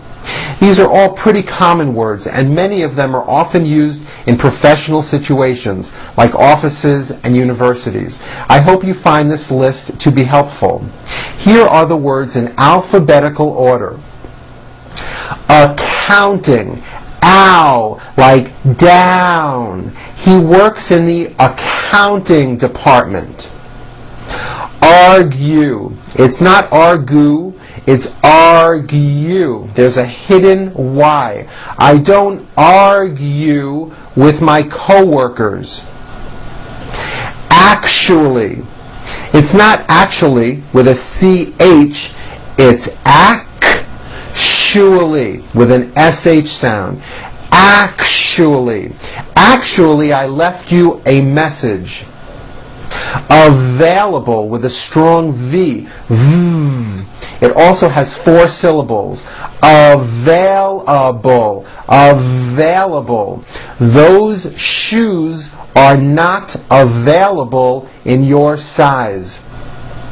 Arrangements. Use a strong R followed by the J sound. Arrangements. We made arrangements to meet after work. Basically, there are 3 syllables. Basically. Basically. It's basically a good idea. Business. Most Americans pronounce this word with 2 syllables. Business. Her business does very well. Calls. Bring your tongue up for that L. Calls. She calls me every day. Complete. This has a strong L in the second syllable. Complete. We will complete our project. Continue. 3 syllables. Last syllable has a hidden Y. Continue. His classes will continue next month. Contribute. 3 syllables. Contribute. We will contribute our time. Corporation. 4 syllables. The third syllable has a very strong R. She works for a huge corporation. Differences. 3 syllables. And the second syllable begins with a strong R. Differences. There are many differences between us. Directly. 3 syllables. And most Americans drop the T. Directly. She is directly responsible. Exactly. 3 syllables. Exactly. It's exactly what we always wanted. Educational. 5 syllables. Educational. Educational. This movie is very educational. Every has a very strong V sound followed by an R. Every. We travel every year. Exceptional. It has 4 syllables. Exceptional. She is an exceptional student. Familiar with a strong L, and there's also a hidden Y after the L. Familiar. She has a familiar face. Financial. 3 syllables. Financial. New York is a great financial center. Frustrating. Strong R's in that word. Frustrating. Good pronunciation can be frustrating. General. Don't forget the L at the end of that word. General. Give me a general idea. Immediately has 5 syllables. Immediately. Immediately. Once I took the phone call, I left immediately. Inconvenience. 4 syllables. And there is also a hidden Y in the last syllable. Inconvenience. The power outage was a big inconvenience. Introduce, 3 syllables. Introduce.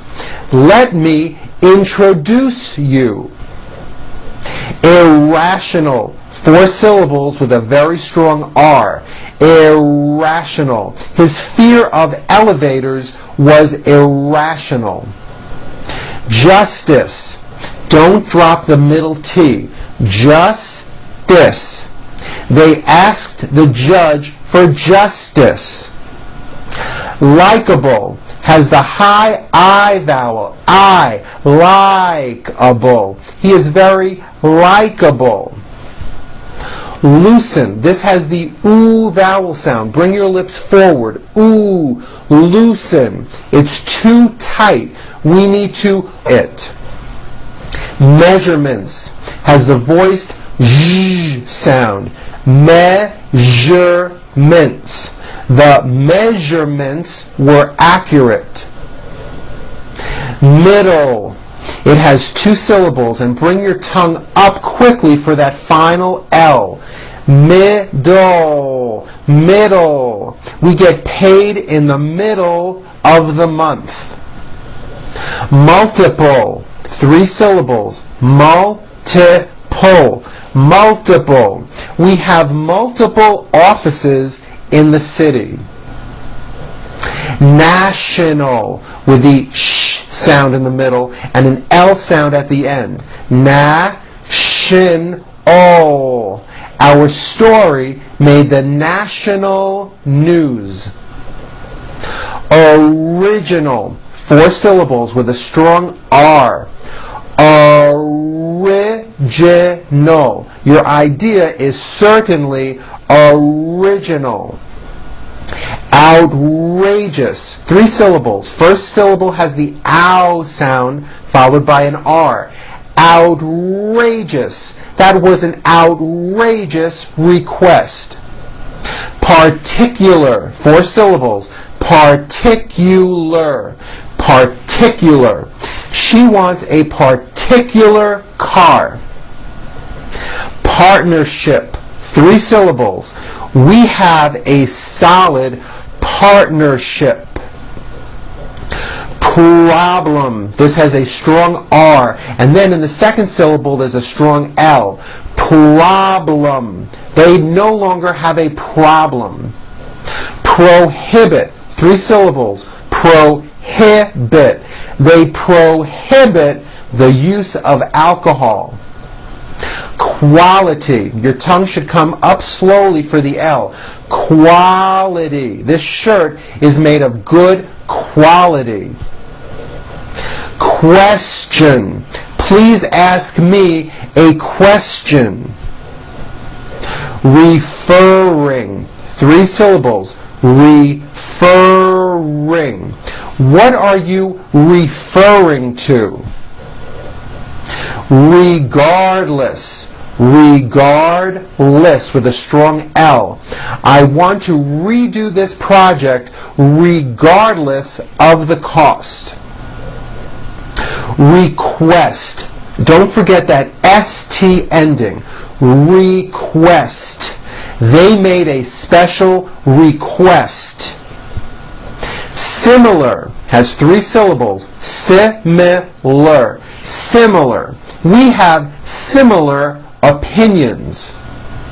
Specific. 3 syllables. Specific. Please be specific. Value. There's a strong L and then a hidden Y. Value. I value our friendship. Visualize. 4 syllables. Visualize. Visualize. Can you visualize what you'll be doing in 10 years? Vulnerable. Give that a strong L. Vulnerable. Without the police, they were very vulnerable. Working. This word has the vowel sound. Working. I have been working on these videos for 6 years. No kidding. Well, there you go, the 50 most mispronounced words in American English. I hope that was helpful. You may wish to go over this list again. Well, congratulations, you finally made it to the end of the program. Although I'm sure there is more to improve upon, I do hope that the Pronunciation Workshop program has given you a greater sense of confidence and self-worth in terms of your English communication skills. I hope that if before you began my program, if you were self-conscious about your English pronunciation, that you now feel a little better about your speech and at least know what areas of pronunciation you need to continue to work on. I am always trying to improve this program, and I do get many ideas from my clients. If you have time, please send me an email through my website. Let me know how you did, if you enjoyed the program, and if you have any suggestions to make it even better. I always love to hear from people who took this program and see how my work has changed people's lives for the better. Also, don't forget to tell your friends, relatives, and coworkers about this unique online training program. I'm sure that they would love to improve the way they speak English as well. Also, for your information, at certain times throughout the year, depending on my work schedule, I do work with people individually over the telephone as well as in person. Believe it or not, working with me personally over the telephone one-on-one can be very effective, especially after completing this online training. If you are interested in working with me on a direct one-to-one basis, again, contact me through the pronunciationworkshop.com website. Well, congratulations again. You have just completed the most comprehensive and effective program on English pronunciation available today. You should be very proud of yourself for all your efforts. I hope my program has brought you a greater sense of confidence, and I also hope that in some way I've been a positive influence on your life. I thank you for allowing me this opportunity. Good luck in all your endeavors, and take care. I'm Paul Gruber for the Pronunciation Workshop. Goodbye.